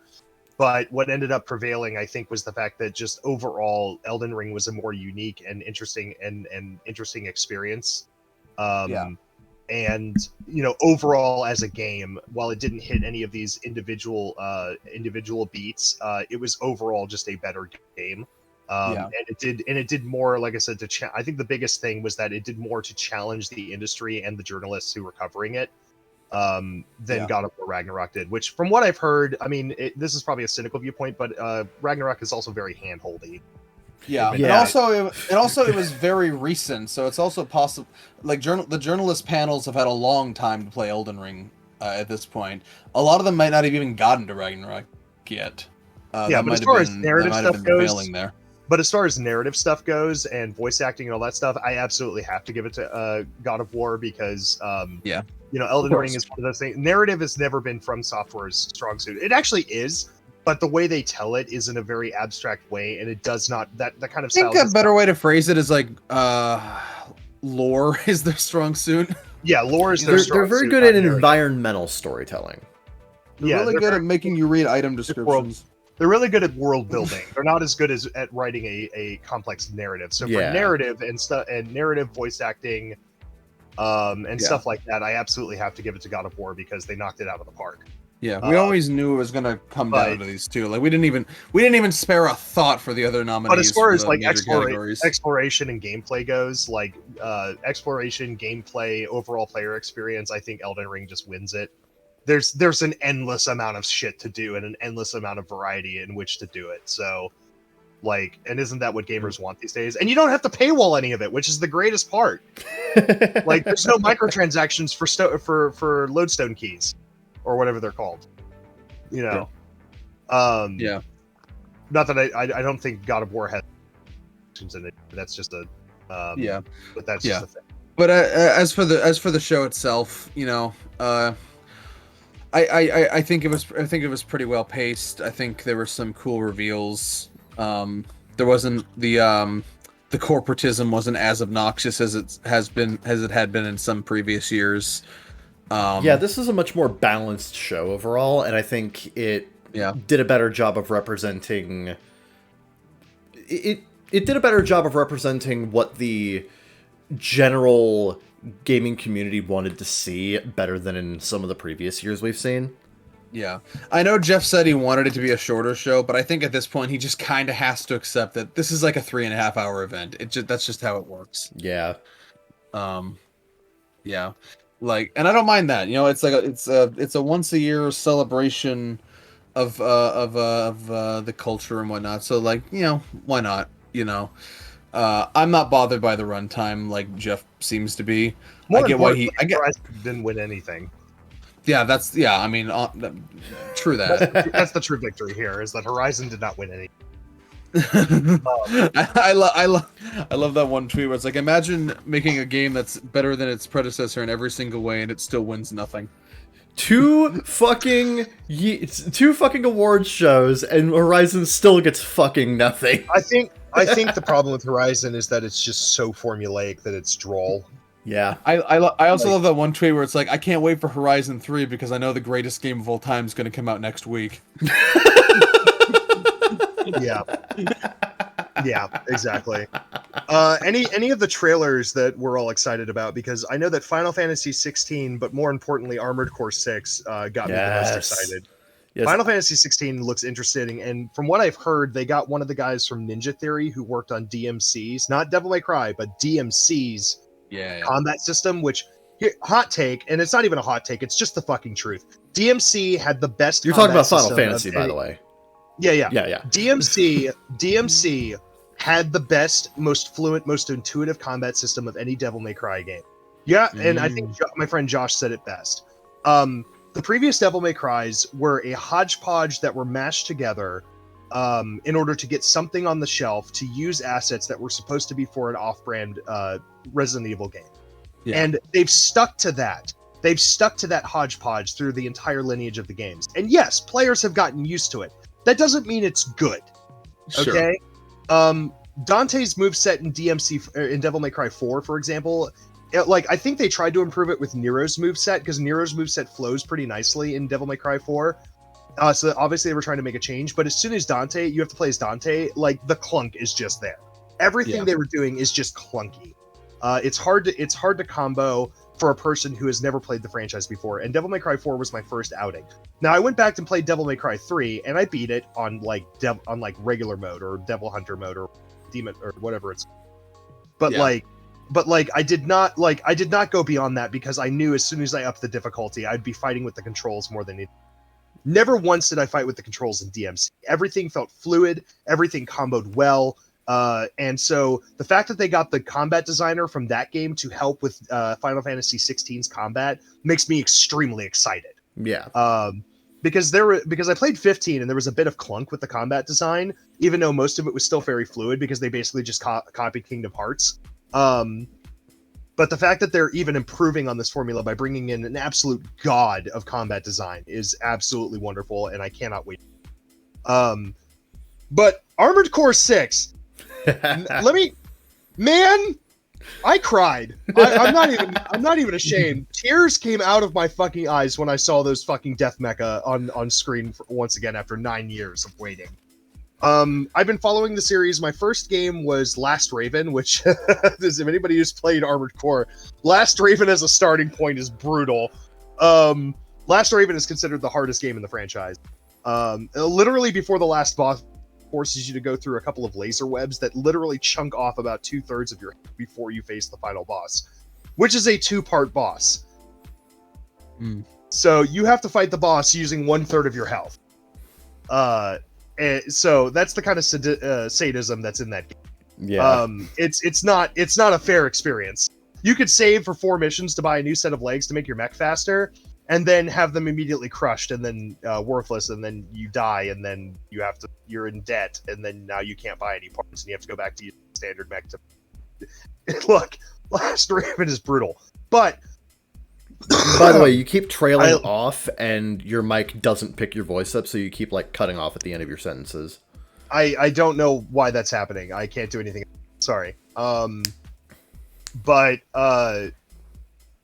No, I was super excited to see that trailer. I know they've been working on the game. Miyazaki was originally heading production of it, and I'm sure he did most of the world building and the story. But then it's been moved off. Now that he's focused on Elden Ring and DLCs and other projects, like they've moved it off to the director of Sekiro, which is perfectly fine with me because Sekiro was an amazing game. Yeah. And obviously, like I love the theory that FromSoft has been playing the long game. Basically going to the Soulsborne series, which was more popular, building upon that, getting 2 games of the year. In order so that when they brought back Armored Core, everybody would fucking play it because, oh my god, it's a FromSoft game. Let's play this game. I've never played Armored Core. And honestly, it's working because in so many of the comment sections, for the trailer, for each of the trailers that were uploaded, because there's like 10 different channels that have uploaded the trailer at this point. Yeah. 10 different major channels that have uploaded it. I see so many people saying, I've never played this franchise before, but given FromSoft's track record, I will definitely be buying this day one. Or checking this series out. And so it's really nice to see people coming back to this franchise. It's a great day for mecha fans. If you've never played an Armored Core series, imagine the darkest Gundam series you've ever seen in your entire life, and then paint it black. Like it is in very many ways. It shares a lot of beats with the Soul series. Most of the world's already being dead, and you being a mercenary helping corporations fight over the last few remaining resources as humanity is on the brink of extinction. And it's dark, it's gritty, it's brutal, it's fast paced, it's aggressive. The missions sometimes only last a couple of minutes. But are filled with some of the most high-octane action you'll ever play in a game. And it makes you feel like a mech pilot because you have to control your left weapon, your right weapon, your back weapons, your shoulder weapons, your boost speed. You have to manage... Yes, there's stamina management in this game. You have to make sure you keep the enemy in your targeting... inside of your targeting window, while also boosting and dodging everything they're doing because your mech is fragile as shit. These are not Gundams. They cannot take a railgun to the face and just shrug it off. Like if you take a railgun to the face, you're going to be crippled. So I cannot wait to sink my teeth back into the series, and the fact that they're releasing it on PC makes me very happy. Yeah, because I didn't want to buy a next gen console. I don't want to buy a next gen console. I think I'm just kind of done with that at this point. And so having this being released on PC makes me extremely happy because it means I can actually get it on. But I think, honestly, out of the trailers, that was the one that made me excited. And then Final Fantasy 16, kind of going with a more medieval look to it. I'm sure there's still technology in it, but as opposed to being like a future punk series, it's more of, or a fantasy punk series, it's more of a straight fantasy. And I'm totally okay with that. But Final Fantasy 16 also gave me a lot of hope, and I know there was a lot of stuff on the docket as well. That made a lot of people like. So, but Armored Core 6 definitely the thing that got me the most excited during this thing, and it's coming next year. And from what I've heard from rumors, it's coming in the first quarter of next year, and then the Elden Ring DLC, something of the Northern Lords or whatever, is coming third quarter of next year. So those are things we have to look forward to. But tell me what you guys were excited about. There were some pretty interesting announcements that I'm gonna keep my eye out for a couple of these games. There was a really cool looking Hellboy game that was announced very early in the show. One. Yeah, that looked really neat. Yeah, just kind of a third person beat 'em up. Yeah, and I love stuff like that, so I'm interested in that. There's a Bayonetta Origins game that's kind of like a top-down action game, which is very different from other Bayonetta games, but I find that concept interesting. That looks fun. Hades 2 got announced, which makes sense. Yes. The original Hades also got announced at the Game Awards a few years back. I have a fun attitude about that. So I came home from work last night, and I saw my sister in the kitchen, and she's feeling kind of sick right now, so she told me to stay away from her. I'm like, oh, I just want to tell you something. It's like, what? And she's like, no, tell me from a distance. And I said, did you see they announced Hades 2? And then like this, in like the most excited voice you can imagine a sick person mustering, she's like, yes, slay! That's funny. I know a lot of people who are excited about Hades 2 as well. Yeah. I'm not I'm not like a massive fan, but I like the first Hades. I'll definitely play it. So yeah, that's cool. Yeah. I'll go back to Kevin. Yeah. This isn't a game, but they showed a clip of the new Mario movie, of like Mario and Toad going through like a marketplace in the Mushroom Kingdom. It is a really good clip. Oh yeah. The visuals are great, but the real star is the sheer musical identity of it. Yeah, I made this long-ass Twitter thread basically just gushing about the music. No. That was a mildly short Twitter thread. Okay, it's like 5 tweets, but like... It was like 5 tweets max. Yeah, but like I made this Twitter thread just gushing about the music and comparing it to the Sonic movies. I still love the Sonic movies, don't get me wrong, but the biggest issue I have with the Sonic movies is they downplay the musical identity of Sonic. And this movie, the Super Mario Brothers movie, is just leaning as hard into it as they possibly can. This one clip has like 5 different iconic Mario Brothers themes going at the same, like moving together into like a medley. Because like it's got the regular overworld theme, it's got some stuff from Mario Galaxy, it's got Bob on Battlefield from Mario 64 in it. Like there's just a bunch of like iconic Mario tunes just woven together into this medley that just makes it feel like Mario in a way that I kind of was not expecting, but I'm not complaining at all. It's absolutely fantastic. The composer of this movie is Brian Tyler, who, bringing it back to my interests, composed my favorite Transformers show, Transformers Prime. Keep talking, I'll be right back. Okay. But, no, I really like this trailer. It's very fun. I love the visual design. An element of the visuals that's really cool is that they are not hiding the fact that this is based on a fucking platformer series at all. Because, like, they have, you know, the floating blocks with coins, they got the pipes, they got...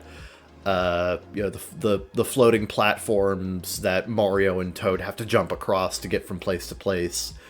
It's just leaning into the visual and musical identity of Mario so hard that honestly, we haven't seen a live-action video game adaptation that embraces the basic identity of a video game as hard as this.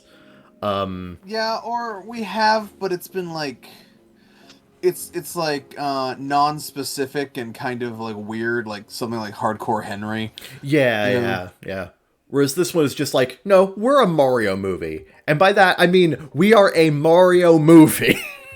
Oh, we're not a Mario movie. We're the Mario movie. Oh, yeah. It is literally called the Super Mario Brothers movie. They are trying their hardest to earn that title. But no, I love that clip a lot. Also, Chris Pratt sounds a little bit better here than he did in the trailers. Yeah, I like him. Yeah, I'm warming up a little bit more to it. I'm still kind of mixed on the whole thing, but I'm pretty sure by the time I watch the movie, I won't give a shit. But no, yeah, this it's just such a good clip. It showcases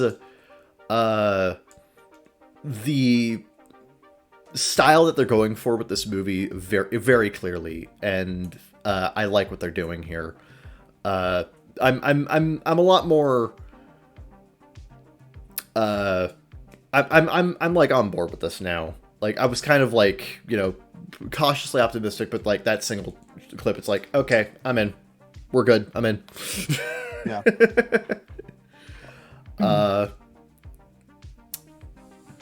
One announcement that you managed to get right was the Phantom Liberty DLC trailer. They did not announce a release date, but they did show off Phantom Liberty. Yeah, it looks great. Yeah, it does. Idris Elba is playing Solomon Reed. Yep.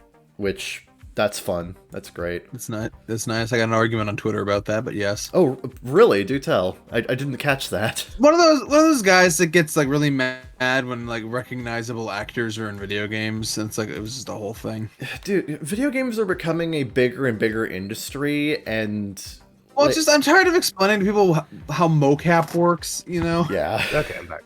Okay. Like if you're going to have Idris Elba play a black guy in a video game, why wouldn't you? And he's already doing the mocap. Why wouldn't you just model it on his face? Like, exactly. No shit.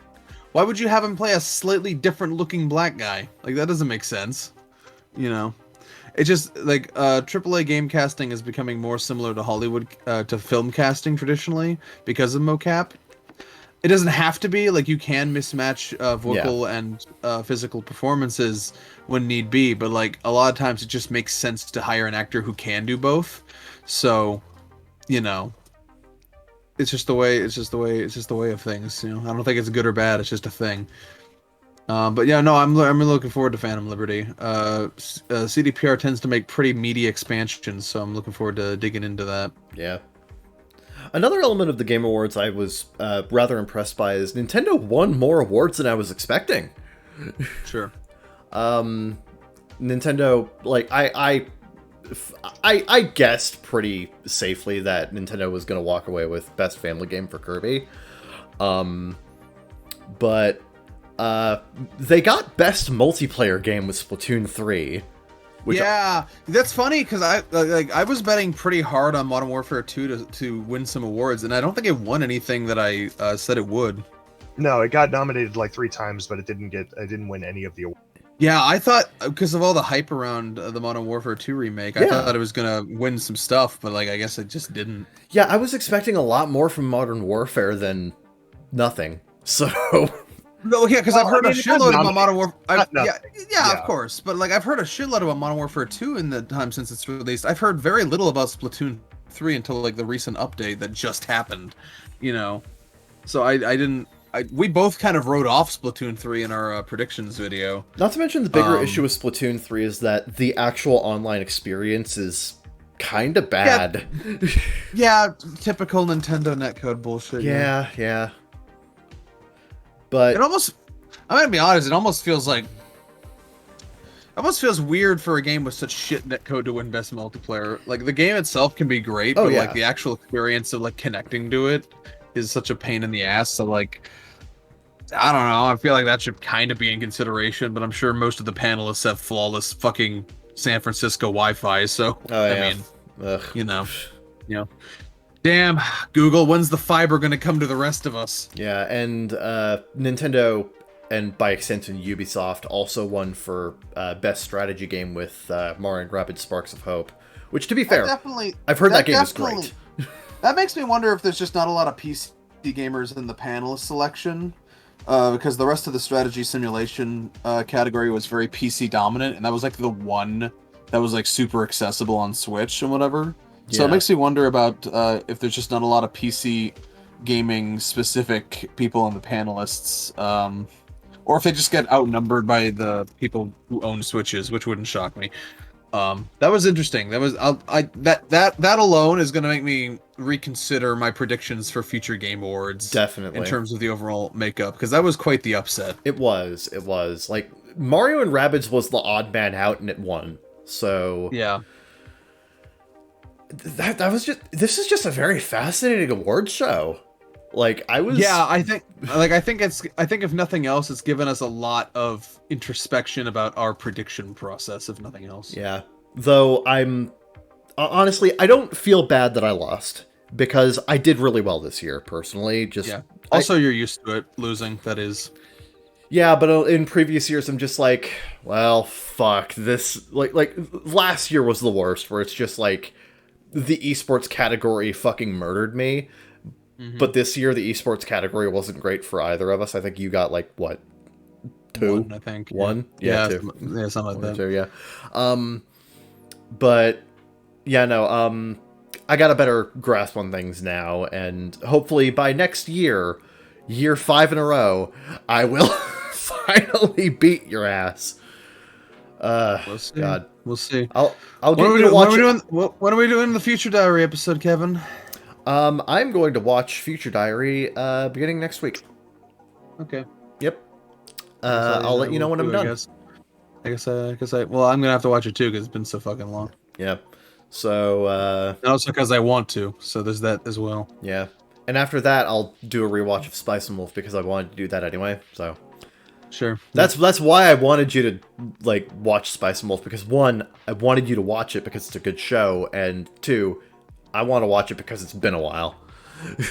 Well, try again, retard. And apparently there's a new season of Spice and Wolf coming out next year, so... Based on the sequel series? It's not known.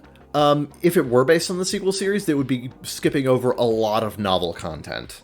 Because seasons 1 and 2 don't adapt the novels completely. I see. I think there are like good 8 or 9 novels that have not been adapted to animation. Yeah.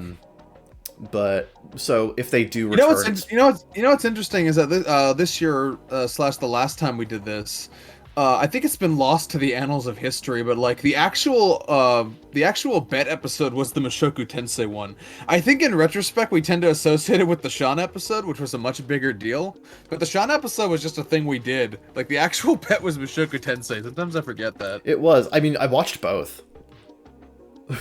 I watched both. They're both great. Yeah, I fucking love Mushoku Tensei. Both great episodes. Yeah. But like, it just seems weird. It's just, in retrospect, it seems weird that I had to win a bet to get you to watch Mushoku Tensei, but then I just casually was like, let's do a Shakugan no Sean episode, which is 3 times the commitment, and you were like, yeah, sure. I was literally. I did slip you $20 though, so I mean there is that. You slipped me $20, and it happened to be. Hey, $20 is $20. Yeah, man. It happened to be during a period where I was literally alone in the house for 8 days straight, so I'm like, I have nothing to do, sure. Yep. I just want to set the record straight because it would be easy to get confused in that regard. Yeah.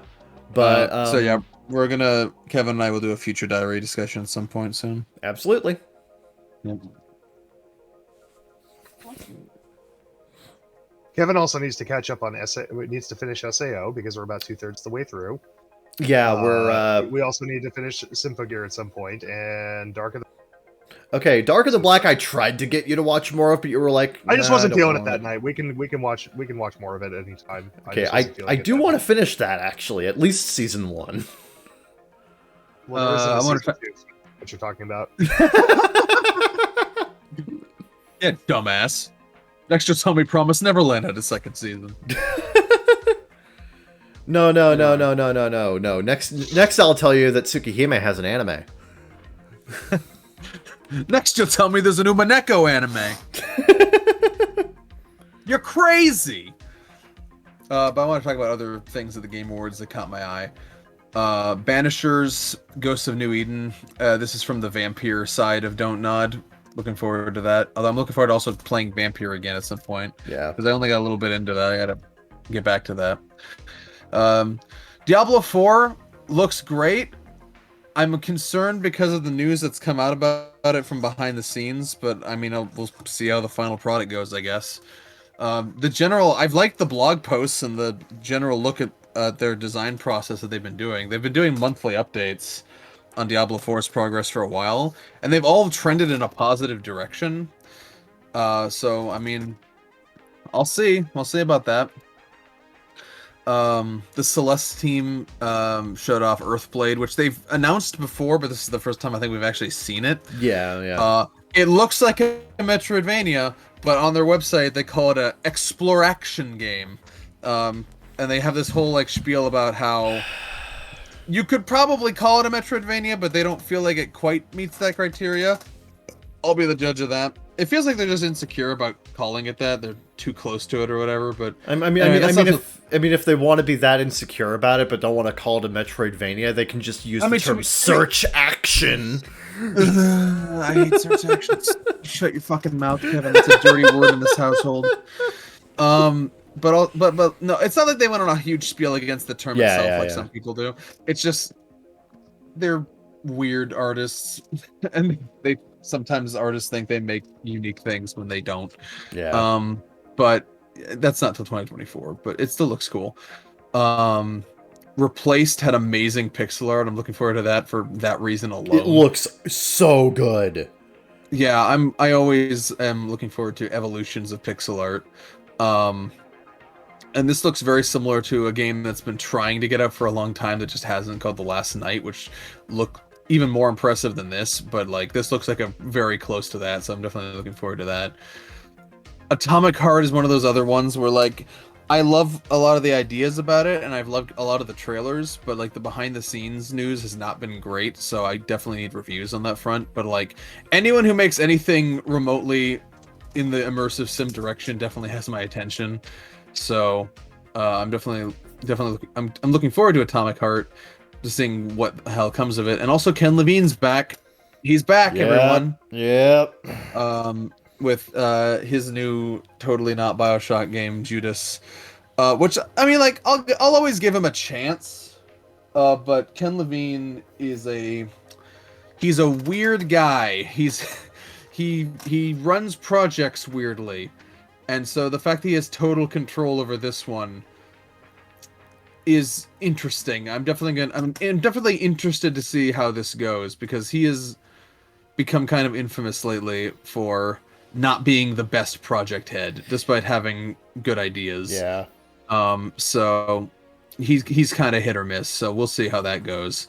But again, just like before, anything in the immersive sim direction, I'm definitely looking forward to.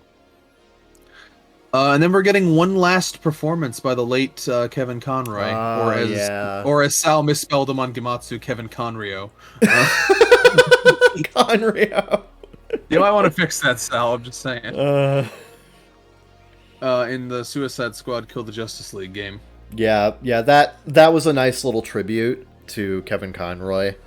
Yeah. And I'm glad that he already did the recording for this game before he died. So yeah, I'm glad he had I'm glad that he has one proper.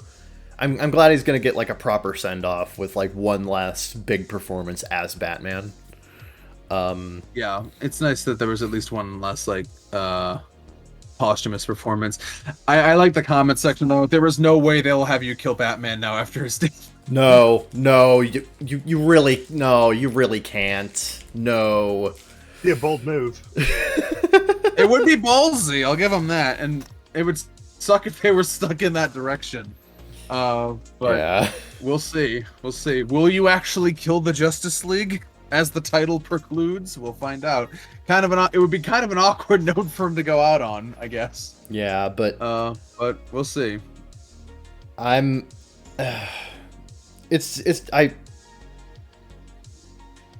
God, fuck no. I'm sorry. I'm looking at stuff on my phone while I'm talking. It was just a good moment. It was a good moment though. Yeah. I love that. It was just. It got to me. It got to me a little bit. Yeah. So those are the things that stuck out to moi. But of course, the real. I look forward to it every year. I look forward to the event every year, and I'll look forward to seeing Jeff again this summer, probably at the Summer Games Fest. Always like seeing our boy Jeff and his endless enthusiasm and passion. Yeah, because say what you will about, the Game Awards and, the corporate nature of it, but a lot of it stems from Jeff being passionate about the industry. And he tries to put on the best show that he can, but he also has to work with a lot of different people in the industry who have very specific demands and expectations. It's complicated what he does. It's complicated what he does. He has to make a lot of compromises between a lot of different sides. So, but he does the best he can. Yeah, as a balancing act, I feel like this show is one of the better ones. Yeah, we're here for it. And I hope you're here for us on the bakagaijinshow. Stay tuned for next segment. Booyah! Transition, segue, did it. Yeah, we're so good at this now. Okay. Well, now you've ruined it with your lack of enthusiasm. Yeah! Okay! Stay tuned.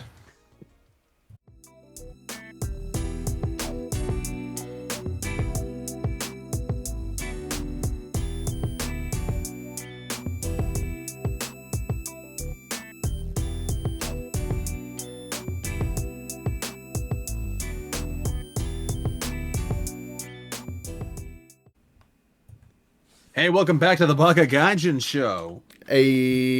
With those fucks, you know. All three of them. Damn, bro. Yeah. That's some truth bombing right there. Formerly 2 fucks, now 3. It's time for the Reddit dive. Yes. It's what you've been waiting for. The world over has been itching for more Reddit dive, and they shall have it. As prophesied by Ginger. Am I the asshole for asking my friend to get a psoriasis scalp treatment for my wedding? We're starting off strong. Wow. I'm getting married. Go ahead. Go on. No, you go on. I'm just saying that's a lot to start off on. Go ahead. I'm getting married in March. My friend Aubrey, quote unquote Aubrey, is a bridesmaid. Aubrey has heavy psoriasis and is self-conscious about it. She's wearing a long sleeve dress in the wedding, by her own request. At the time, the only visible places were her arms and legs. In recent months, it's developed on her scalp. She's had to buy a special shampoo so the patches and flakes don't show in her hair. Once again, super self-conscious. According to her, doing the treatment herself really hurts and makes her feel worse about herself. Her dermatologist prescribed a special shampoo and conditioner that's supposed to help loosen it, so she can brush and comb it out. She does what she can do, so it doesn't look too bad, but sometimes she just gives up and the flakes show. They're big, plaque-like flakes that pop up on her scalp, and she wears lots of hats or hoodies. The thing is, I wouldn't have minded her wearing a short-sleeved dress and showing her flakes and plaque on her arms and legs, as it's really not an issue. However, because you can't see the redness, just the flakes, her hair looks often unkempt. It's her hair, so I don't care on any other day, except for my wedding. I originally told the girls I don't care how they do their hair, they don't have to use my stylist, they can do it themselves, even if they don't have anything special. However, with Aubrey, quote-unquote Aubrey, I feel it's not too much to ask that she treats it. I spoke to my stylist and asked if she knew anyone who could help. She has an associate at her salon that specializes in psoriasis on the scalp. She'd be willing to do the treatment on Aubrey's scalp the day before, giving it time to heal and relax before the wedding. I spoke with quote-unquote Aubrey and explained the procedure. I said I'd be willing to pay for it even, but she got super embarrassed and reminded me how much it hurts. I said I understand but that was her doing it. The stylist says she can do it in a way that may hurt a little, as it's removing a decent amount of plaque, but she'll be gentle. Aubrey told me no, even when I gave her the stylist's number to talk about it in detail. I tried to be reasonable and said the options were the stylist doing it or Aubrey herself would have to do it. She got really upset and said I'm not a true friend if I can't accept her as is. She's now not returning my calls or texts. I feel bad that I hurt her, and I'm wondering if this was an unreasonable request. Am I the asshole? Okay.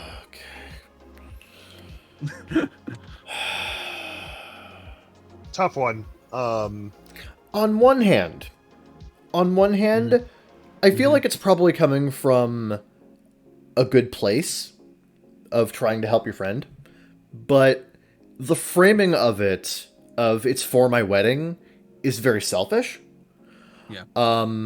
And it's very clear that she made it very clear, I don't want this, and sure. I want you to leave the subject alone and stop bothering me about it, but you kept persisting, and you kept making it a bigger and bigger deal when she wanted you to drop the subject. Yeah. And that ended up making her feel like she already has, like, self-image issues and like self-esteem issues because of this, and you made it worse, despite already knowing this. Yeah. And that's entirely on you. You're the asshole, OP. Yeah, I kind of agree with top comment, quote, I told my friend I wanted her to go through a painful and unnecessary treatment because aesthetics, I guess. Am I the asshole? Because aesthetics, I guess. Mm-hmm. It was not your place to do this, OP. Like, you should have stopped while you were ahead. You're not aesthetically pleasing enough to be in my wedding. To be in my wedding? God damn. I mean, let's reframe it a little bit. I mean, let's be like, imagine just telling your friend, you're ugly. You need to get plastic surgery to come to my wedding. you know. Yeah, you frame it like that, and it sounds horrible. So, yeah. Yeah, no, OP's the asshole. Yeah. Like, even if you give OP the benefit of the doubt, the way that they kept pushing and just made the situation worse, despite clearly knowing that their friend was very uncomfortable about the situation, pushes them into asshole territory. Like, you're the asshole either way, man. Yeah, if you don't want him at your wedding, that's your prerogative. But also, you gotta accept the consequences of that, you know? Yep. Someone says, also to try it for the first time the day before the wedding, I have psoriasis. It's well controlled, but there's no chance in hell I would try a new treatment the day before an important event with photos. Yeah. It's utterly unpredictable. For me, it's especially problematic in winter. Not clear where the OP is, but winter can be particularly rough for psoriasis. Oh, yeah. Oh, yeah. Yeah, so I think the official verdict here is a firm YTA. Oh, yes. Oh, yes. Anyway, Cavino, which I every time I say it, it sounds more and more like a Star Wars planet. It does. It rhymes with Camino. Yep. Read this one with your mouth brain. Am I the asshole for grounding my 16-year-old son for a month after he called his stepdad a slur? Oh, damn! Which one was it? I mean, you know, where does it fall on the tier list of slurs? All right, let's see. Oh, okay.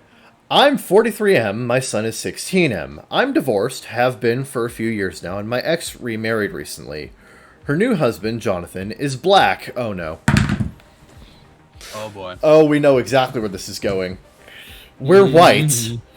He and my ex are now expecting a baby together. He also has 2 teenage boys himself. My ex and I share custody, but our son spends most of his time at my place because he has more room and privacy here. Last weekend he was at his mom's, and on Sunday he called me all upset, saying to come pick him up. I rushed over there and found out he got into a fight with Jonathan over some chores, and Jonathan locked him out of Wi-Fi and banned him from video games until he does his chores, which is how my ex and I also discipline him, and Jonathan has our permission to do the same if my son acts out. He can use the same methods he uses with his sons. More long-term / serious punishments are of course decided between my ex and I, but no video games today type of thing is totally fine for Jonathan to do. My ex and Jonathan then told me that my son got all upset over this and told Jonathan to fuck off. Jonathan then told him to stop talking like that, to which my son replied, "You and your sons ruined my life, so you don't get to tell me what to do. I won't take orders from an N-word anyway." I asked my son if this is all true. He said yes, he actually called him the N-word, because, quote, "Well, isn't it true?" I lost it and told... Where's my sitcom laugh track? It should have arrived by now. I'll put one in. I lost it and told my son he is grounded for the whole month of December. My ex agreed. He is obviously annoyed and angry because he had tons of plans with his friends. He said that I am overreacting to one warden and being unfair. My brother and mom agree with my son and are saying that the punishment doesn't fit the crime. Am I the asshole? You shouldn't have been racist, you friggin' idiot! Jeez. No, this is completely justified.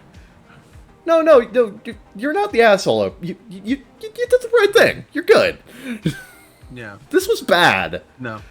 Top comment is very good at breaking it down. Not the asshole, and I'm sure your ex and Jonathan appreciate this more than you know.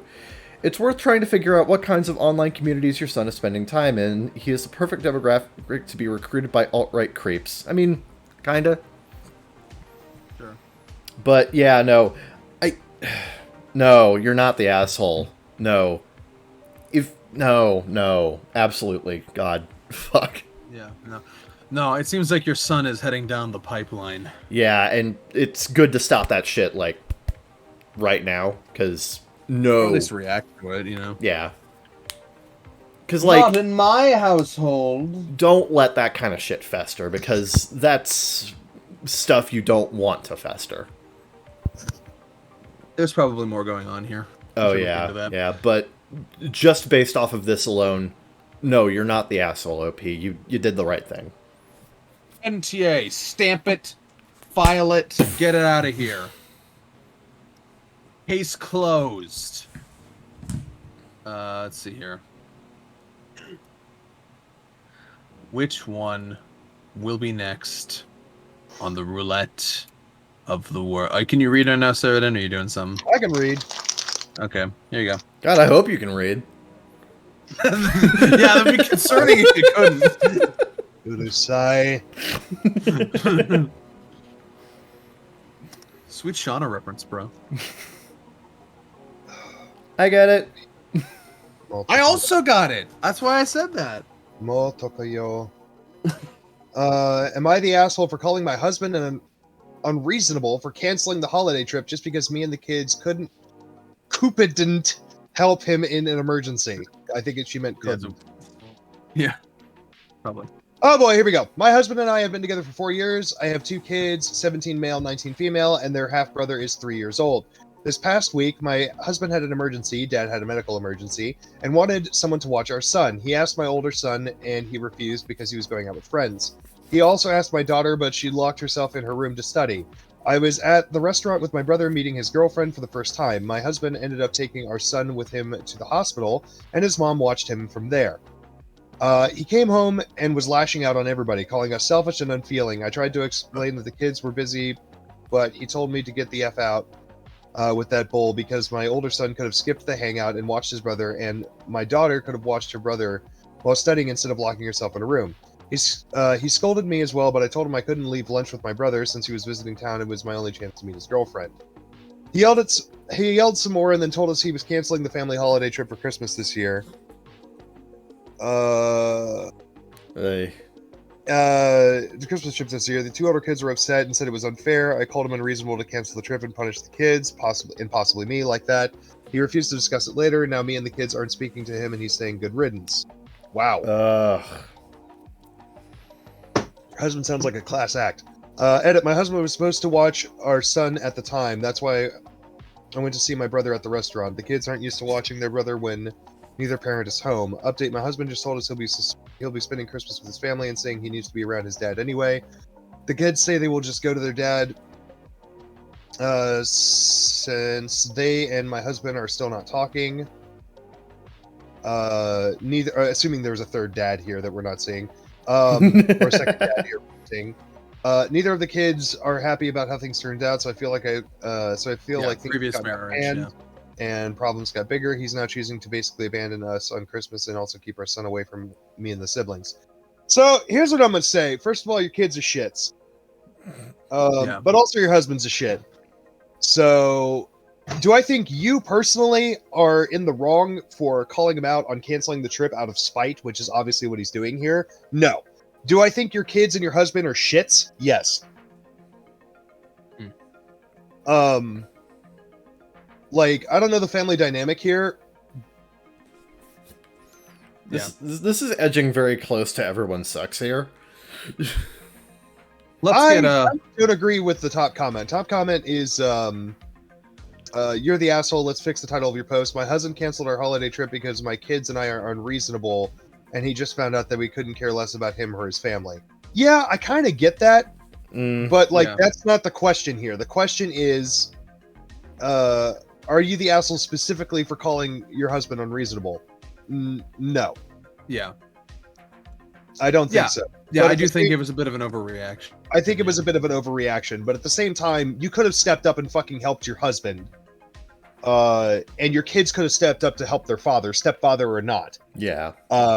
More importantly, you could have stepped up to help a fucking 3-year-old. Yeah. Who is, by definition, incapable of stepping up for themselves. Yeah. So, for other things in this post, you're an asshole. For that specifically, no. Yeah, somebody pointed out YTA. You guys chose. Let me get this straight. What was more important than a medical emergency to you? A. Hanging out. B. Studying. C. Lunchies. Lunchies. So. Yeah, I'm going. Everyone sucks. Yeah, here. Everyone sucks here. Everyone sucks here. Yeah. I feel for the dad, and you guys should have stepped up, but that doesn't make him right for doing all of the shit out of spite. Yeah. Oh yeah. Yeah, I think there's clearly more going on here than we're privy to. Honestly, if my wife was that belligerent, I would have just dropped the kid off on the front stoop and said, "Call your mother," and then I would have driven off. Because then she would have absolutely had to, or else I would have risked children's services being called on both of us. Mutually assured destruction. It's the best way to get cooperation. I guess. Oh yeah, it's certainly effective. Yeah. Oh yeah.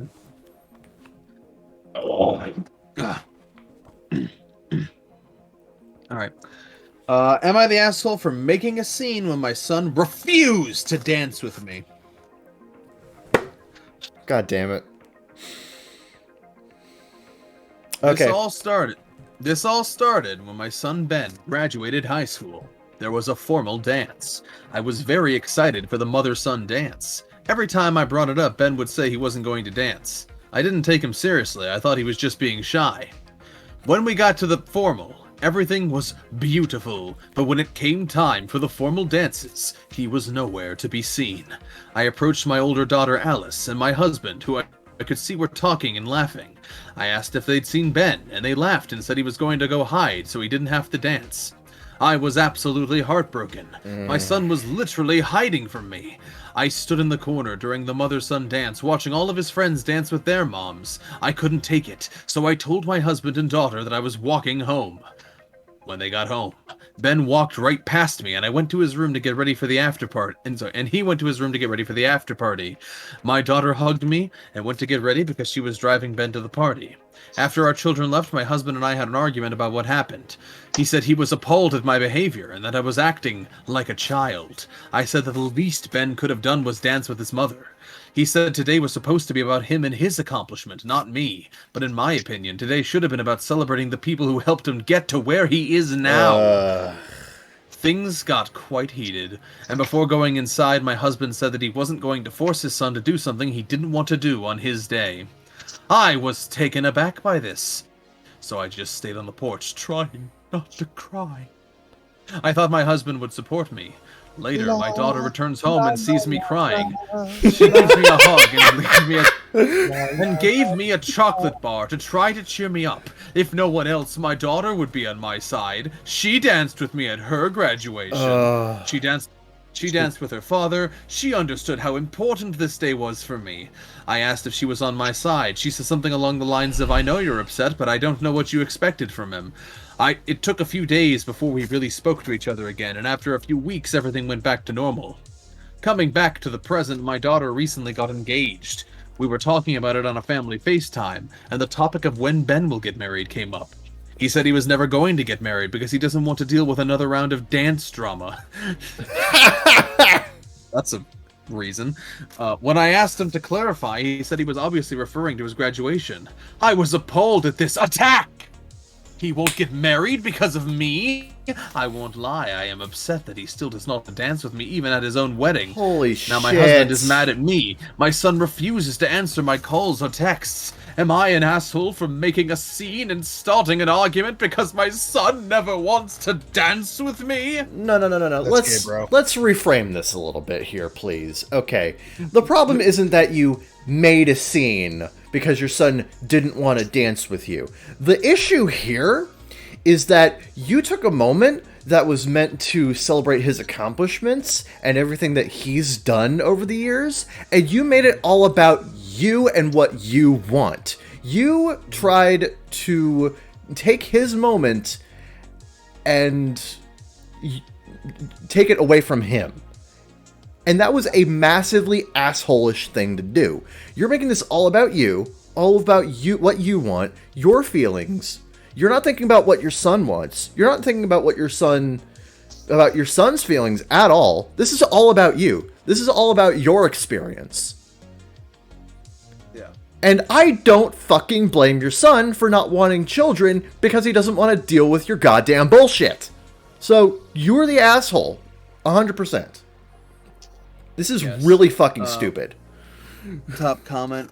YTA, when your child said, "I don't want to dance," that should have been the end of the story. Yeah. It sounds like you walk all over his boundaries often, and this was one of the first times he's spoken up to you about it. Oh, yeah.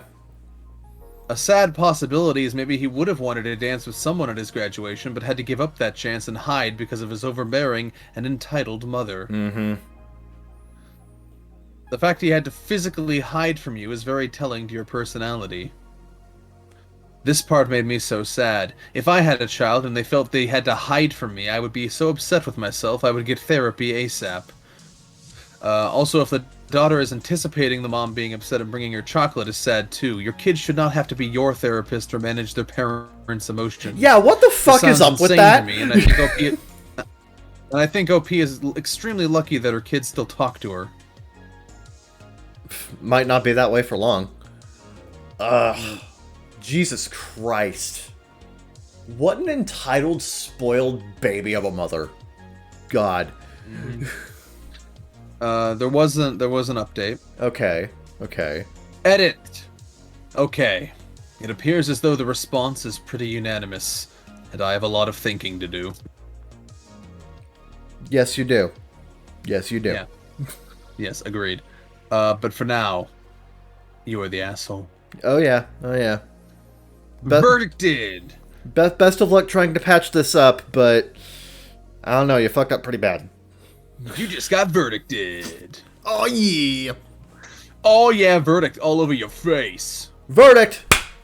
Asshole! Verdict! Oh, YTA. Let's see here. God. Kevin. Fucking it's your turn. Fucking overbearing mothers, man. Am I the asshole for not attending my husband's celebration dinner due to the restaurant not having anything I could eat? Okay, let's see where this goes. Let's see what we mean by this. Oh God, blocks of text. My husband has been working really hard the last 2 years to advance at his company, and he finally got the promotion he's been after. Good for him. I'm really proud of him. His parents are too, and wanted to take us all out to dinner to celebrate. My husband absolutely loves prime rib, and there's one place in our area that serves it, so he picked that restaurant. Thing is, I'm not fond of steak. Oh, it's a picky eater. Oh, you're the asshole. I hate picky I'll eaters. eat it, but very... picky. I'll eat it, but very rarely. I prefer chicken or fish. I looked up the menu before leaving, and right now they have a limited menu. The place has only 1 fish entree and 2 chicken entrees, and none of them sounded good for various reasons. Good, you're taken care of. Shut the fuck up. It's not your day. I suggested that he pick someplace else so everyone can eat. He refused, saying that we rarely get to go to this place, but go to other places in our area regularly. Which is true, but those places have lots of variety, so everyone can eat. He suggested that I ask if they could prepare the fish or chicken without the marinades or sauces, but I didn't want to be difficult to the kitchen staff. No, I just want to be difficult to my husband instead. I don't want to be difficult for the people whose job it is to deal with difficult people. I'd rather be difficult for my family. His next suggestion was that I order dessert while everyone else ate entrees, and then when we were done, he would take me where I wanted so I could eat dinner while he and the kids ate dessert. So I opted to just not go because I didn't want to sit there not eating. Eat the fucking desserts! God, he offered a perfectly I love my husband offered me a perfectly reasonable compromise, so naturally I turned him down and did stupid shit instead. Oh my God. I didn't want to sit there not eating and not having a good time while everyone else was. My husband asked me to go, so I'd rather everyone else not have a good time while I do. Oh my God. It's like I have to fucking translate every sentence of this post back from assholeese. This is just astounding. Oh my God. How do you not realize how bad you are? I told him... God, my husband asked me to go so he could celebrate with the people most important to him. I told him no again and that he needed to get going before he was late. Dig the hole deeper, OP! Dig deeper! Can we talk about something broad real quick? I think it's astounding that these people feel so validated in their assholery that they think that posting this shit on the internet is going to garner them a positive response. Oh, God. That these people are so used to living as fucking pieces of shit. First of all, if you're a picky eater and you know that, and you inconvenience others because of your picky eating, you're a piece of shit. I'm on a fucking diet. Yeah. But if my friend tells me we're going to go get some food and I've already eaten for the day, guess what? I'll go and I'll get a drink. and I'll entertain them, and I will make the sacrifice because it's my lot in life to live this way, not everyone else's. Yeah. You forcing your lifestyle on other people is bullshit. Never do that shit. Oh yeah.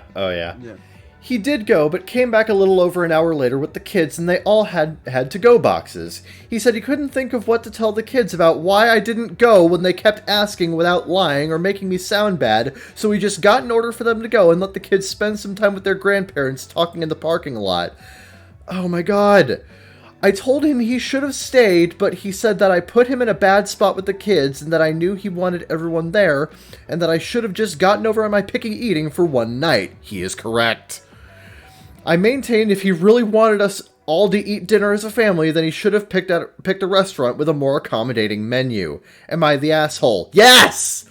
Yes, you're a piece of fucking shit. You suck! If you're going to be a picky eater, that's fine. If you're going to be a picky eater, that's fine, but have the grace not to inconvenience others with your picky fucking bullshit. I noticed that Top Comment did the same thing I did of replying to every line in this post. Yeah, it's just like, sure, he's the man of the evening. Makes perfect sense he gets to eat his favorite thingy. Thing is, I'm not fond of steak, so I'll eat it, but very rarely. I prefer chicken or fish. And I looked up the menu before leaving, and right now they have a limited menu. Okay, that's a shame, but so what? The place had only one fish entree and 2 chicken entrees, and none of them sounded good. Thank you for listing some of those various reasons for us to consider. Appreciate it.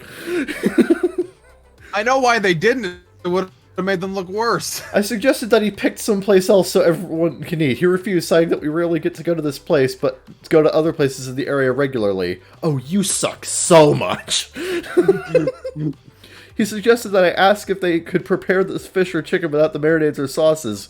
Why is it okay to be difficult for your husband regarding a dinner that is happening for the sole purpose of celebrating his achievement, but not okay to be difficult to the kitchen staff for whom making certain accommodations for guests is part of their job? Why is your husband... That's exactly what I said. Why is your husband... The rest of this comment is just saying what I said. Yeah, so it's just... Let's just look at what would happen. What would happen if she went and just was like difficult with the kitchen staff? Hold on. Hey, she doesn't want this with marinade on it. They'd shrug their shoulders, say "K," and make your shit without fucking marinade. That's how much you would inconvenience them. They would shrug their shoulders and say "K." That's the easiest change all night. Thank you. My favorite part of Top Comment. I got a woman on table 7 named Karen who sent her steak back 3 times, even though I've made it the exact same the exact right way every single time. Yeah. This is easy shit. But and then versus, I'm just going to inconvenience my family, which is going to cause tension, which is going to get me yelled at and treated like a fucking pariah. Yeah, real fucking great risk assessment there, you dumbass. My favorite part of Top Comment is my favorite part of Top Comment is they quoted something and said, "I'm sorry, something seems to be wrong with your post. I know there are actual words there, but all I seem to be able to read is me, me, me, me, me, me, me, me, me, me, me, me, me, me, me." What's that? What's the one from the old Nostalgia Critic where what's his where he's doing Batman and Robin and he's just quoting Robin and it's just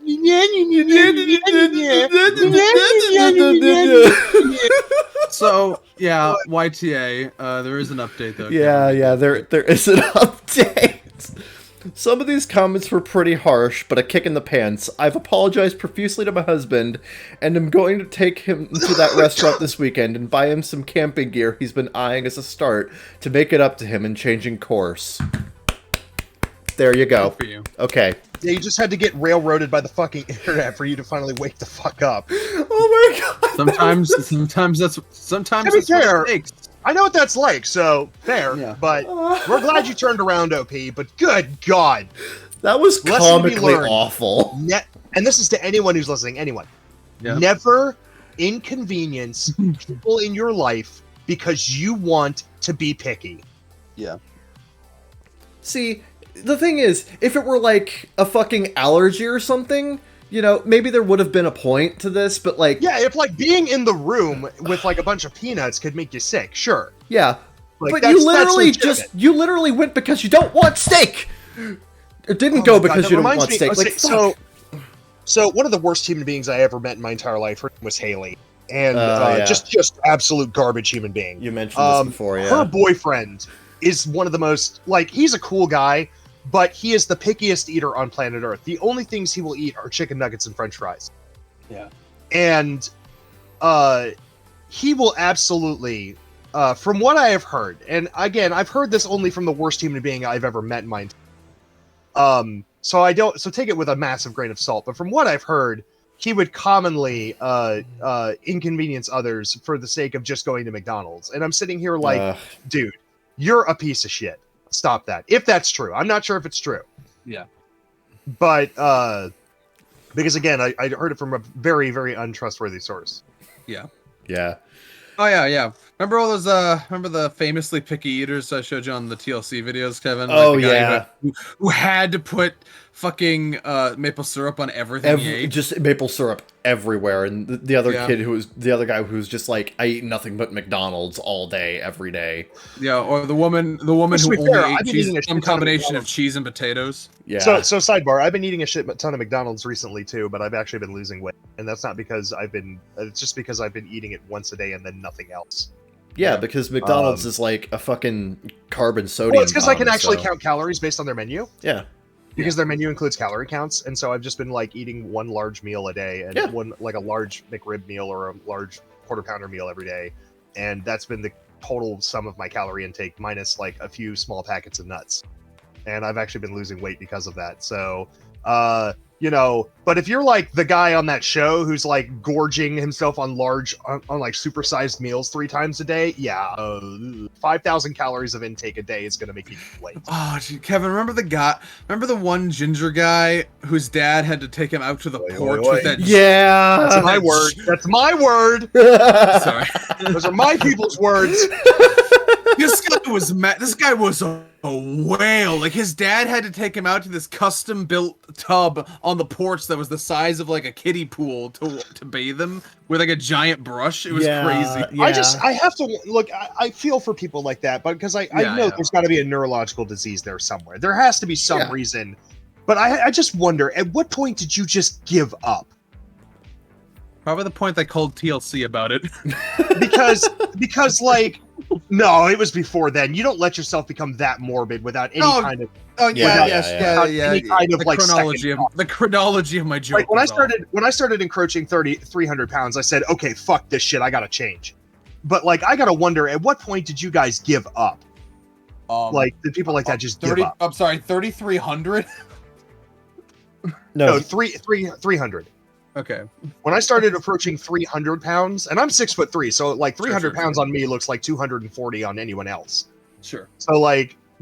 So I'm a tall guy. I could handle 300 pounds. It's probably not that unhealthy. There are football players my size and weight who are 100 pounds heavier than me that are perfectly athletic and healthy. Yeah. But like, I'm not athletic, not anymore. So it's like, when I got to close to 300 pounds, I said, I'm not crossing that barrier. I got to change. And so I've been changing. But like, I have to wonder, like, the people who are that obese, I know there's neurological diseases there somewhere, because nobody in their right mind gets that big and is just says, I'm okay with this and I have no intention of changing. Yeah. Like, what point did you just give up? Yeah. I was gonna say 3,300, you'd be dead. Yes. No, 3,300. I don't think there's ever been a human being that long. 3,300. You'd fill a room. I think the max I've ever heard of was, I think, 1,800. The heaviest human being ever was John Boer Minnick, and he was 1,400 pounds or 635 kilograms for. Oh, no, who don't use freedom. All right. No, because I know there was one woman who was 1,600 though. No, according to Google, heaviest human being to ever live. I searched heaviest human ever. The heaviest human ever was 1,400 pounds, and he died in 1983. Wow. Holy shit. He was 42. Oh, remember that other one? Okay, we gotta watch more TLC. We do. Remember that one woman who was so fat that she got completely winded getting into a bed? Oh god. Not getting out of the bed. She was like crying, like, I'm gonna die. She was crying. Oh, we need to find more TLC clips of this. Oh my god, it's a journey. It is an entire journey going through. Certainly TLC helps motivate people not to become like that. I'll give the show one. Yeah. True. I hate putting people on exploitative media, but at the same time, if it motivates them to change and it motivates the next person not to become that. Oh sure. Oh yeah. I'm sure tons of people see this. I'm sure tons of people see this and they're like, I can't let myself get this. Yeah. Right. Yep. Anyway, let's go to a large Tifu, because there haven't been enough large fuck-ups lately in this conversation. Okay, I believe you're sending that to Sarah. I'll take it. Yeah, I just got done reading. Oh, that was my turn. God damn it. No, it's... But I want this one! Well, you can save that one. Give Sarah a different one. Fine, I'll give you a different large Tifu. Okay. Scroll down. Fair enough. Okay. I have no idea the quality of this one, but we're just gonna roll with it. Okay. Here you go, Sarah. Okay, let's open it up. Open up the gift for Christmas. Today I fucked up by opening my mail. Ominous. One fear. Was it a SARS We blanket? just got a letter. Was it a fucking SARS blanket, or was it a fucking anthrax bomb? Like, what the fuck? After this day, nothing was ever the same again, and all I did was open an envelope. Okay, this didn't happen today, but I just read another post about someone else who posted about something from years before, so here we go. Yeah, While at university, I lived in a shared house with 3 other people, 2 other guys and a girl, all of us 18 to 19 years old at the time. I lived on the first floor with a guy with similar... Excuse me, sir, I need to know his name and his gender. Or I need to know his age and his gender. We do not say guy on Reddit. It is not... It is not 1974. How am I supposed to assume your gender? Right, exactly. Jesus. Anyway, I lived on the first floor with a guy with a similar name to mine. Let's say I'm John Pace, and he was James Face. Okay, interesting naming convention. So he's J Pace and he's J Face. When I first met James, his mother accompanied him to help him move him in. I tried to ask him questions, and his mum, British alert! British alert! British alert! British alert! Pudding, if you're watching this, I'm sorry. When I shook his hand for the first time, it was like he just put his hand in mine without any pressure whatsoever. It still goes down as the worst handshake I've ever had, but he was harmless, quiet, and he was pretty... I'm gonna put this handshake in the F tier. Right. Handshake tier list. So although we were not buddies, we got on happily enough. One morning, the post arrived. Yeah, the post arrives. Oh, so we know this didn't take place on Sunday because there's no post on Sunday. There's no post on Sunday. One morning, the post arrives as I'm having my breakfast in the living room. We all shared the same letterbox, so all of our posts arrived together. I wasn't expecting anything in particular, but there would always be something in the post of some sort or another, even if it was junk mail. So I went to the front door and picked it up. James had obviously heard the post arrive too, and he was clearly expecting something, so he was watching on intently at what I had in my hand. Randomly, it was all for me. 3 items, all addressed to J. Pace. I saw him at the top of the stairs and waved the 2 letters in a large brown envelope at him and said, "It's okay, it's all for me." He looked disappointed and went back into his room. I finished breakfast and went up to my room and opened the bank statements and bills first. Then I went to the brown envelope. Instantly, I was dubious of it. It was out of the ordinary, and I wasn't expecting anything of this size. Perhaps something from my parents, I thought. I opened it, and it was a magazine. Strange, I wonder who sent me this. I pulled it out and saw, for all its glory, it was, and still to this day, the most graphic gay porn magazine I'd ever seen. I instantly tried to put it back in the envelope, but something else in there was stopping it. It was an invoice. Thoughts raced through my head that someone played a trick on me and by sending it in the first place. But with this invoice, they had somehow to make me pay for it. I double-checked the address. Yep, mine. Double-checked the name. Yep, it's mine. This made no sense. How could I have been made to pay for it? Confused, I checked again. Oh shit. Nope, this wasn't for J Pace at all. This was for J Face, my flatmate. On top of this, effectively meaning I was the only person in the world that now knew that he was gay. But I also had his gay porn and knew it. I waved the envelope that was clearly waiting for him at the bottom of the stairs. To make matters worse, I had also clearly and obviously opened it too. I couldn't even pretend I hadn't, as I had torn it open. Now what the hell do I do? After a few minutes of panic, I did the only thing I could think of and fixed the envelope as best I could with some glue, and then on my way out of the house later the day, I posted it back to the letterbox again in the hope that he wouldn't realize that it was the same package as before. I'd love to say he fell for it. He didn't. We were not friends as such before, but after this incident, he never spoke to me ever again. It was super awkward between us. I moved out at the end of the year, and I heard that he came to the other housemates the year after, or he came out to the other housemates the year after too. Still, he avoided me like the plague. I suppose he thought I had opened his mail on purpose, but it was a complete accident. and that because of the contents, I was too embarrassed to ever talk to him to explain it. TLDR, I accidentally opened my similarly named flatmate's mail to find gay porn, thought it was mine, realized it wasn't, had to pretend I never opened what I clearly had, failed, and was then ignored for the rest of days. You didn't have to pretend that you didn't open it. Like, just tell him it's a mistake! You could have just went to him and said, look, man, I don't judge. Don't feel bad about it. I got magazines too, or I search shit on the web too, like we all have kinks. It was my mistake. Here's your magazine, man, and I won't talk. But instead of I won't tell anyone. I promise I won't tell anyone. Okay. Yeah. But instead of communicating with another human being, he decided, I'm gonna do a stock cartoon plot and tape it back together and shove it back in the mail. Yeah, YTA actually, YTA, honestly. Yeah, honestly, what happened is that you probably just made him feel worse about the whole thing. So, great job. There's a common theme with a lot of Tifus where it's like, instead of acting like a normal person, I decided to act out a cartoon episode instead. What the fuck, people? Oh my god. But you know what? I'm glad they do it, otherwise we wouldn't have a show. But, yeah, you could have handled that better. Yeah. Anyway. Holy shit. Time for another large Tifu. Oh dear lord. Here we go. Today I fucked up by going on a date with a therapist. Now, do you mean a therapist, or is this a typo and you meant the rapist? I went on a date with the rapist. No, the rapist. He's not just the rapist, he's the rapist. This was actually last December, but I'm always told this is a hilarious story, so I thought I'd share. So probably not a rapist then. Oh, okay. Unless they have the same sense of humor we do. Anyway. Last September, my ex-wife and I filed for divorce. We were separated.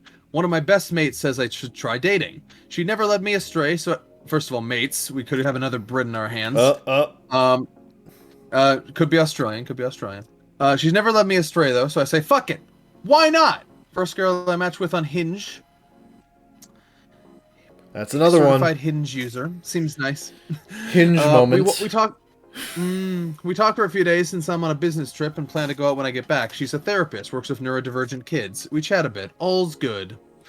We go on our first date after work on a Tuesday. I pick her up at her place, go to my favorite pizza joint in her area. Starts a bit awkward, as first dates do. She then tells me, the girl, can't wait to tell you that I'm pregnant. Okay. Weird. Maybe the nerves. Understand we had no booze at this point. I think she's just nervous. Great. A few minutes later, she's telling me about her parents who live near the Wisconsin-Minnesota border. We are in the Chicagoland area. Oh, not a Brit. Okay. False alarm, everyone. No Brits here. Damn. The Chicagoland area. Right. These parents show up and sit down with us. Yet they lived in the Great White North, so I'm against the wall of the booth with her dad sitting next to me. She's across from me, her mom next to her. Shit. Okay. Guess I'm paying for their meals too. Double date. Great. Mom and dad tell me that they've heard a lot about me, yada yada. How much could they know? They talk about what it's like working with a vocational school, and I start freaking out as I've only said I'm in a school administrator, nothing more, not where I work. I say it's great, but I'm looking to go back to the middle school or elementary next year. The dad says he can't wait to have a son-in-law like me. Mom says she can't wait to have me marry into the family. Awkward. They were drinking though, so I give them a pass.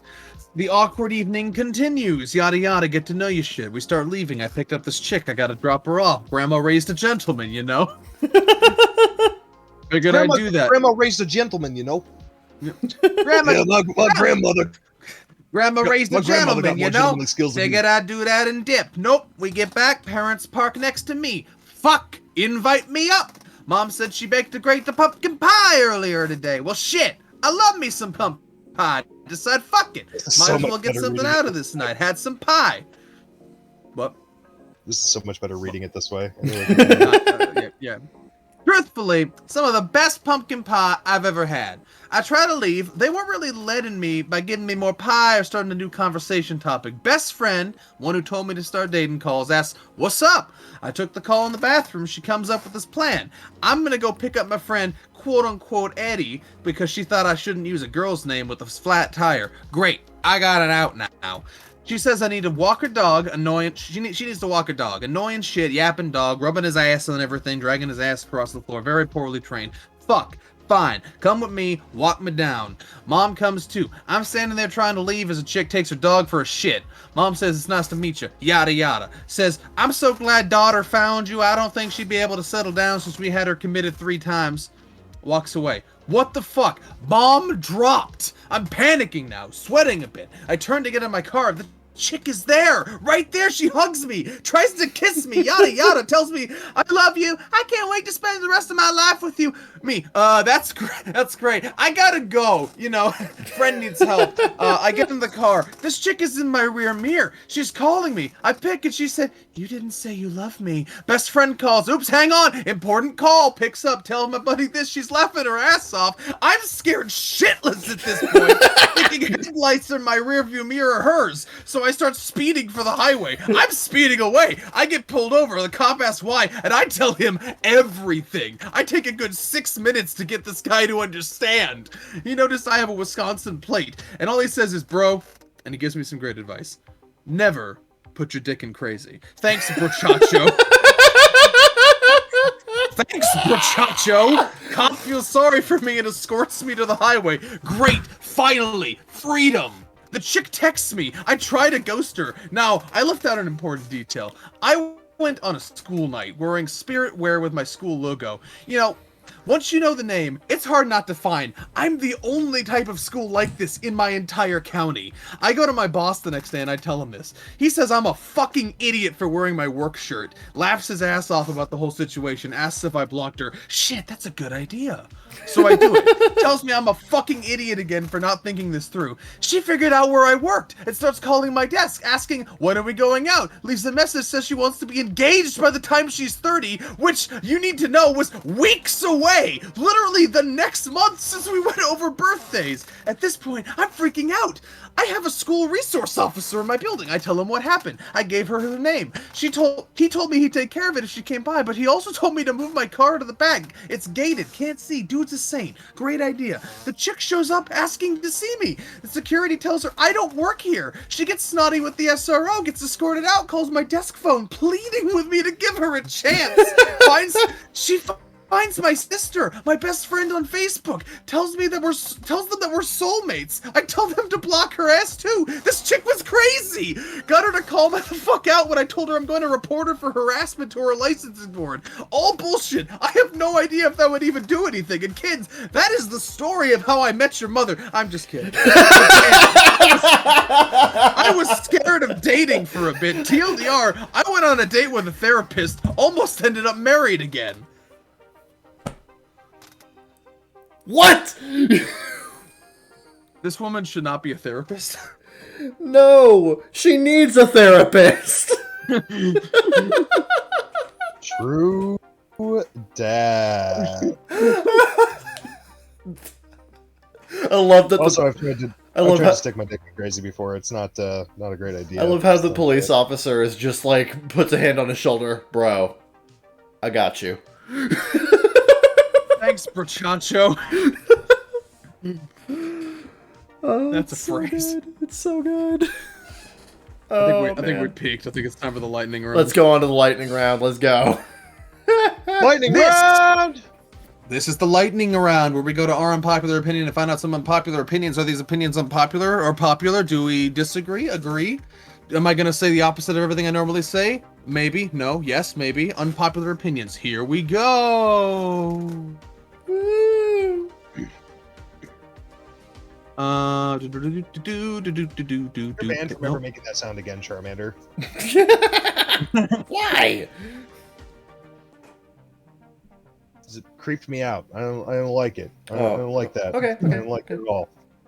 I didn't like it. Whoa.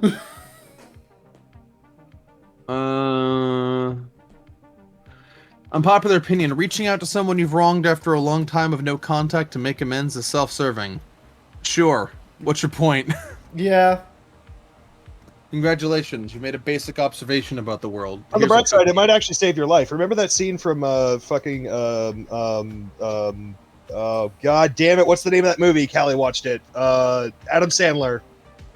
Billy Madison. Remember that scene from Billy Madison where he calls up his the old kid he used to bully, and he said, "Hey man, I just want to let you know I'm sorry. I'm sorry for what I did to you. Yeah. And I hope we can be friends someday." And he's like, "Yeah, would you like to come drinking sometime?" It's like, "Yeah, that would be great. Let's just invite me sometime." And then he just turns around to a list of people he has to kill, and he crosses Billy Madison's name off the list. It might save your life. Never feel obligated to reconnect. Never feel unobligated to reconnect. That's a good point. It might save your damn life. This is good advice. Unpopular opinion: ice cream cones suck. Ice cream in a cup is the way to go. No, fuck you. I love cones. The great thing about ice cream cones is that it reduces plastic waste because the container is edible. Yeah. It's great. And, like, the flavor of the ice cream goes into the cone, so the cone tastes better. Yeah, the cone is its own art form. Exactly. You're a fucking retard. It's a win-win. I don't like you. Yes. Save the environment. Eat an ice cream cone. We have enough single-use plastics. Don't make us go back to them. Yeah. What the fuck, OP? OP hates the environment. And also us. And also good taste. Yeah. Fuck this guy. Anyway.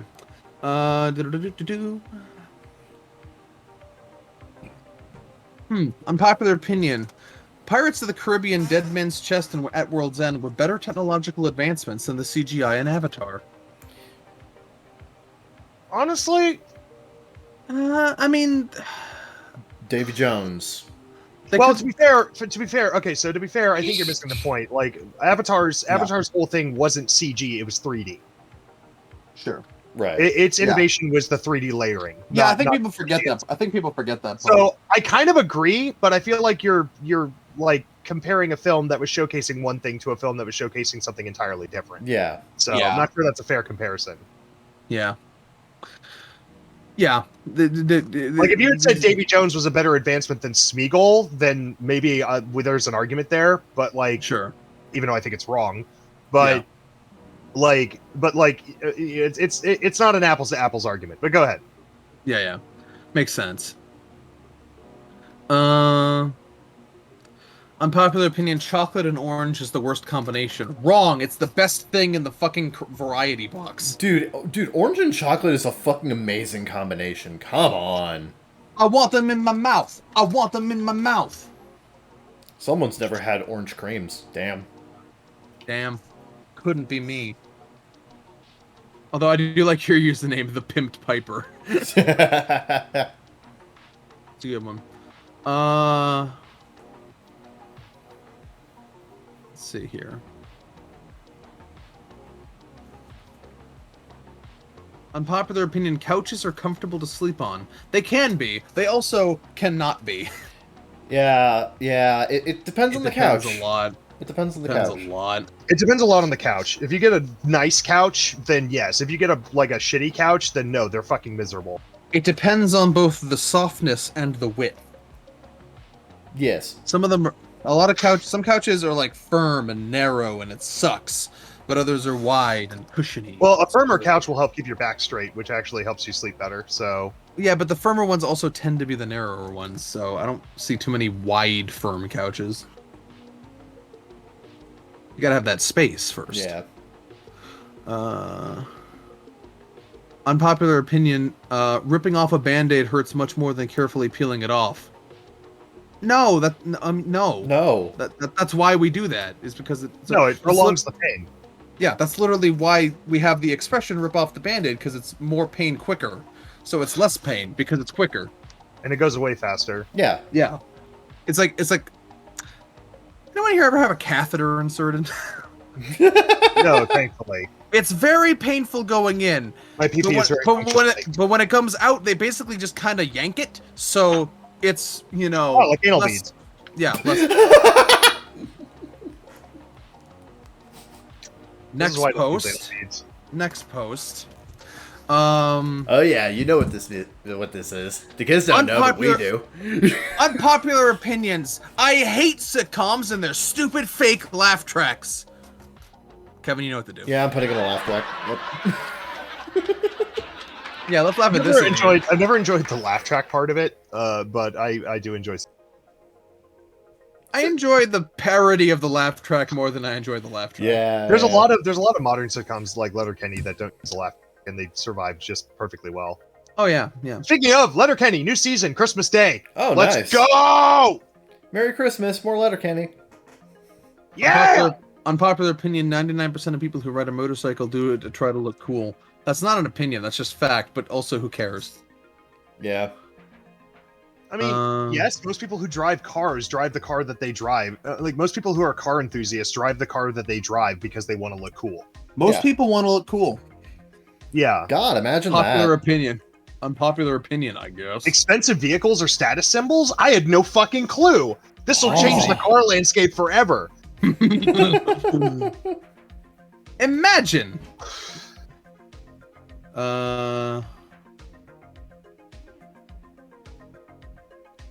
Unpopular opinion, drive-thru shouldn't allow you to order more than 2 meals. What are your thoughts on this? I kind of agree. As a person who used to work in fast food, you coming in and ordering 16 meals for you and your kids, and then anticipating it to all be ready, because it leads to the anticipation that it's going to be ready by the time you get to the second window. It's like, it's never going to be ready. You're going to have to park and wait, and then you just get fucking pissed because you tried to go through and get a shit ton of food fast, and now you're going to be disappointed. Yeah, and the big every fucking drive-thru should have a limit to how every fucking time I've ever had a car stuck in front of me in a drive-thru for a prolonged period of time, inevitably I see several bags being handed through the window by the time they actually get their shit. Yeah, that's another big thing, because like another thing that causes is a massive backup in, especially if it's during like a rush hour. Remember that tweet a few weeks ago about that dumb fucking Starbucks in New Jersey or whatever, where there's like a line of cars going all around the block. It's literally faster to just walk in. And the parking lot is fucking empty, and dudes are just walking in and getting their shit in 2 seconds. Yeah. Meanwhile, the cars are like spurled back to the next neighborhood. Because no one wants to get the fuck out of their goddamn car. Oh god, if I have to walk inside, I'll have to use my legs and I might smell a poor person. Oh, the horror. Yeah. I found that in my life. I find myself getting out of my car more often because it's so much faster. Just walk in. Yeah, walk in, grab your food, get the fuck out. Yep. It's crazy. Anyway, it's crazy. Unpopular opinion, spoons make way more sense for eating scrambled eggs than forks. No! Have you ever eaten scrambled eggs before, you idiot? Oh my god. Why would you eat scrambled eggs with a spoon? You can pierce them with a fork. That's what they do. They solidify for that reason. Yeah, just there you go. I can't think of a single way to eat eggs that would be improved by a spoon. Maybe if you put the egg on the spoon and then cooked it with a lighter and then injected like Cookie Monster. Like Cookie Monster. Yeah. Who the fuck does that? Gotta get my fix. Gotta get my egg fix. Close the door! Close the door! Anyway, remember when they tried to make him the vegetable monster for a minute, and then everybody hated it, so they just brought back they had to do the clarification where Cookie Monster's like, me do eat vegetables sometimes, but me mostly eat cookies. Yeah. Cookies still favorite food. Mm-hmm. Let's see here. Unpopular opinion, 7-Up is better than Sprite. I disagree, but to each their own. I go back and forth. I mean, yeah, it depends on how I'm feeling. I think 7-Up works better for punch. Like, if you're gonna make fruit punch, I think 7-Up works better for that. Its flavor just blends better, but like Sprite by itself is just better than. Yeah. Or Sierra Mist. Sierra Mist 7-Up's shit. Yeah, 7-Up's better as a mixer than like everything Pepsi does. Sierra Mist is just more sugar. Yeah. To be fair, I love Pepsi. I prefer Pepsi to Coke, but like. Oh yeah. And I prefer Diet Pepsi to Diet Coke, but like Jesus Christ. I prefer Diet Pepsi to Diet Coke, but I prefer Coca-Cola to undiet Pepsi.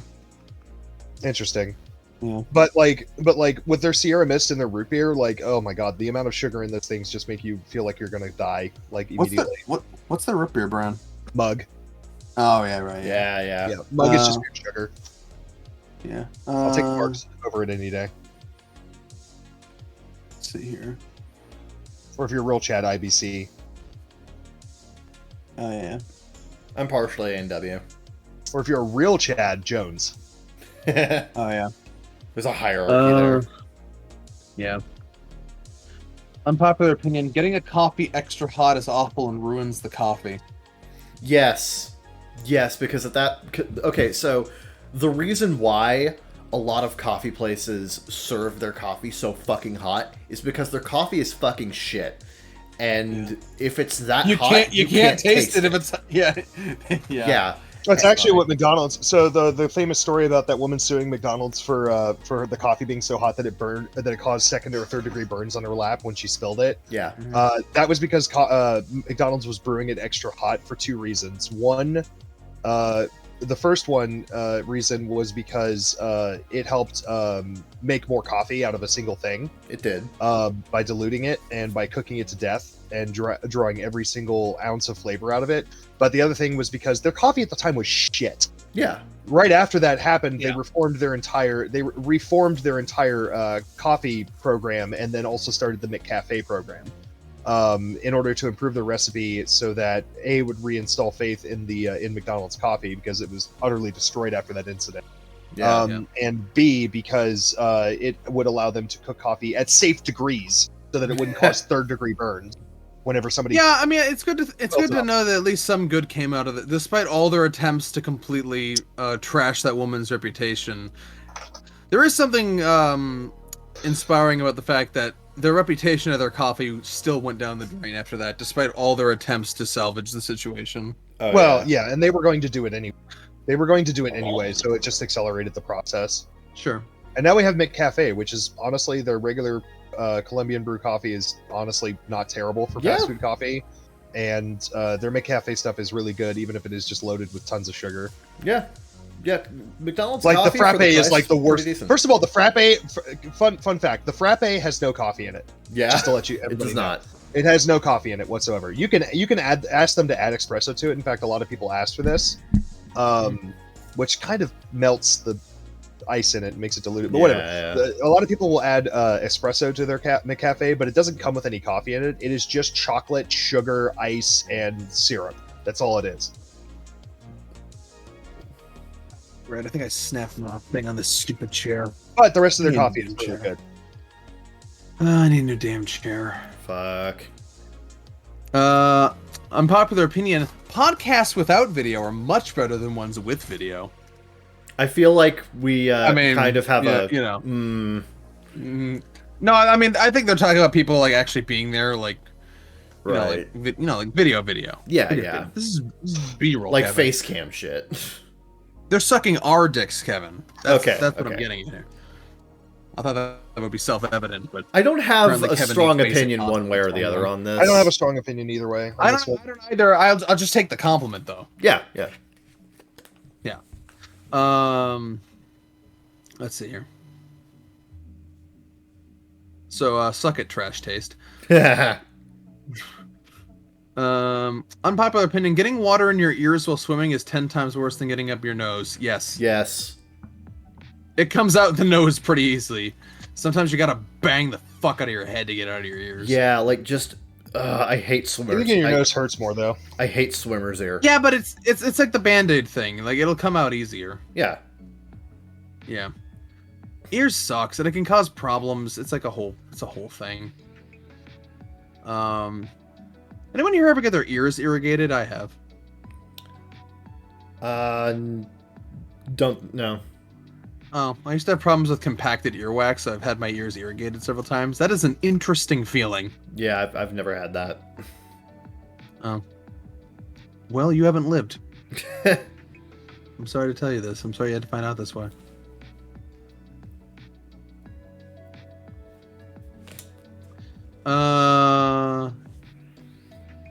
Let's see here. Thong underwear should be popular for men, too. It is in the right circles. In the right circles. For some people. Unpopular opinion, telling a guy to just be confident as dating advice is like telling a depressed person to just cheer up. Yes, it kind of is. Kinda, yeah. I mean, it's the advice I give everybody. It's like, if you want to date, go out and talk to people and be as confident as you can be. It's in the ballpark. Because the truth of the matter is that's what it required. If one of those things was in the Be outfield... confident, be tall, be confident, do not be an asshole. Women will gravitate to you. It's pretty fucking easy. But for a lot of people, I understand that that's a difficult thing. So all I ever tell people is when they're like, how do I get a girlfriend? I'm like, try to work on your confidence. Let's see. And it's like, it might be hard advice to follow, but it is also just the best advice. Yeah. You can be fat and ugly like me and be confident as fuck and drown in pussy. Speaking from experience. Unpopular opinion, Bilbo Baggins was a better protagonist than Frodo. Well, it was more about him, is the thing. Yeah. What he's really saying is I prefer a proactive protagonist to a reactive one, essentially. Yeah. Yeah, which that's entirely... They serve different needs for the different stories they're in. Yeah. Let's see here.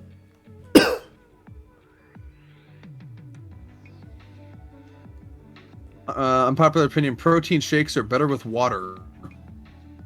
Do you also make hot chocolate with water? You're a weirdo. That's weird. You're weird. Can't stand it. Can't stand it. Unpopular opinion, if it's not smoked, it's not barbecue. Correct. Correct. That is a factual statement. That's just a factual statement. If it's not smoked, it's not proper barbecue. That's not even grilling chicken and putting barbecue. I don't have a strong opinion, but that sounds right. No, it's not even an opinion. It's just the definition of barbecue is it has to be smoked. Yeah, sure. Calling something barbecue and then you cook it in an oven and put barbecue sauce on it does not make it barbecue. It has to be actually. Yeah. Sure. Yeah, that makes sense. That's just oven cooked at that point. Yeah, I mean, barbecue sauce does not make barbecue. The cooking. Yeah. So. Sure. A lot of times what'll happen is it's a multi-step process too. So what'll happen, but smoking has to be part of the process. So a lot of people, they'll take a giant fuck-ass brisket and they'll put it in a giant pan, fill it with vegetables, fill it with broth or water. And they'll oven bake and they'll smoke it, or they'll oven bake it for like 24 hours. But then they'll take the meat out and then put it into a smoker to infuse that flavor into it. For the last hour or two or for the last couple of hours of the cooking time, and then it'll be done. So ovens can be part of it, but it can't be the only part of it. You have to smoke the meat for it to be barbecue. Yeah. So. Right. So we've gotten used to not having that because fast food restaurants especially figured, we can just do fucking liquid smoke. Yeah, obviously people think that spices and barbecue sauce make barbecue, and it's not. Never has been. They've just gotten used to calling it that. All right. Unpopular opinion. We don't need any more movies or shows produced. There is enough content to last a lifetime. God. No. You are a sad person. God. We don't need anything new. There's plenty of shit. God, this is the same. Yeah, this is the same. Sure. God, this just reminds me of my fucking mom the first time I asked her to buy me a video game, and she's like, "Why? You have so many already." Like, Mom. Well, this is even worse. It gets into the realm of human creativity. It does, yeah. I guess I'll just stop writing now. I mean, why bother? There's already too many books. We've hit the human race has hit the book quota, Kevin. I gotta give up. Oh, we hit the book quota, we hit the movie quota, we hit the TV show quota, we hit the video game quota. Bro. Just stop. No more. We're done. I should have been born earlier. That was my mistake. Yep. No creation for me. Yep. Human culture can just stop now. Honestly, we gotta stop. I guess episode 100, we gotta stop. There's already enough podcasts. So many. Can't make. Nope. Oh, sorry. So, well, I guess you've tuned into the very last episode of the Baka Gaijin show. We're very deadly serious about this. This is the end. Yeah, this is totally not a joke. Sorry you had to find out this way. We just got canceled by you ramen jammin'. So, sorry. Last podcast ever. I guess if you just want to tell us what a good job we did, you can send an email to bakagaijinshow@gmail.com. You can join our Discord server. I'm not sure what the fucking point is anymore since we're not gonna do this shit. And I guess I tell you to follow us on Twitter, but apparently there's already enough tweets. No, so, we can't tweet anymore. No, yes, that's just the end of that. Tweeting. No more tweeting. Sorry. So not even any point. I guess if you want to look at the tweets we did make, you could go to our at ZekeFreak, at CTormanderK, and at Saradin Sedrador. But don't expect any more because we hit our quota. There's enough tweets. No more tweets. So yeah, this is the end. Zeke freak out. Ciao ciao forever. We'll be back next week once we found this guy, tracked him down, and murdered him. How dare you insinuate such a thing? Absolute fucking degeneracy. I ended it. You could. Well, we're actually done now. Okay. You can cut that wherever you want. Okay, fine. They tell me that I'm never gonna make it. They want me to do something that could make sense. They hate when I keep dreaming I'll be famous, but I don't give a fuck, I'ma keep chasing. I got all this potential that's deep inside of me, but they hate when you're successful cause they try to be. They sit there being judgmental because you're trying things, and they just want you to settle and do the right thing. So get a good job, don't slack off. Wake up every morning, make a good impression on your boss. Don't do anything that I wouldn't do, and when you're making money, make sure you don't spend it too soon. Fuck that, I'll do what I wanna do. I got a different path from everyone, and that includes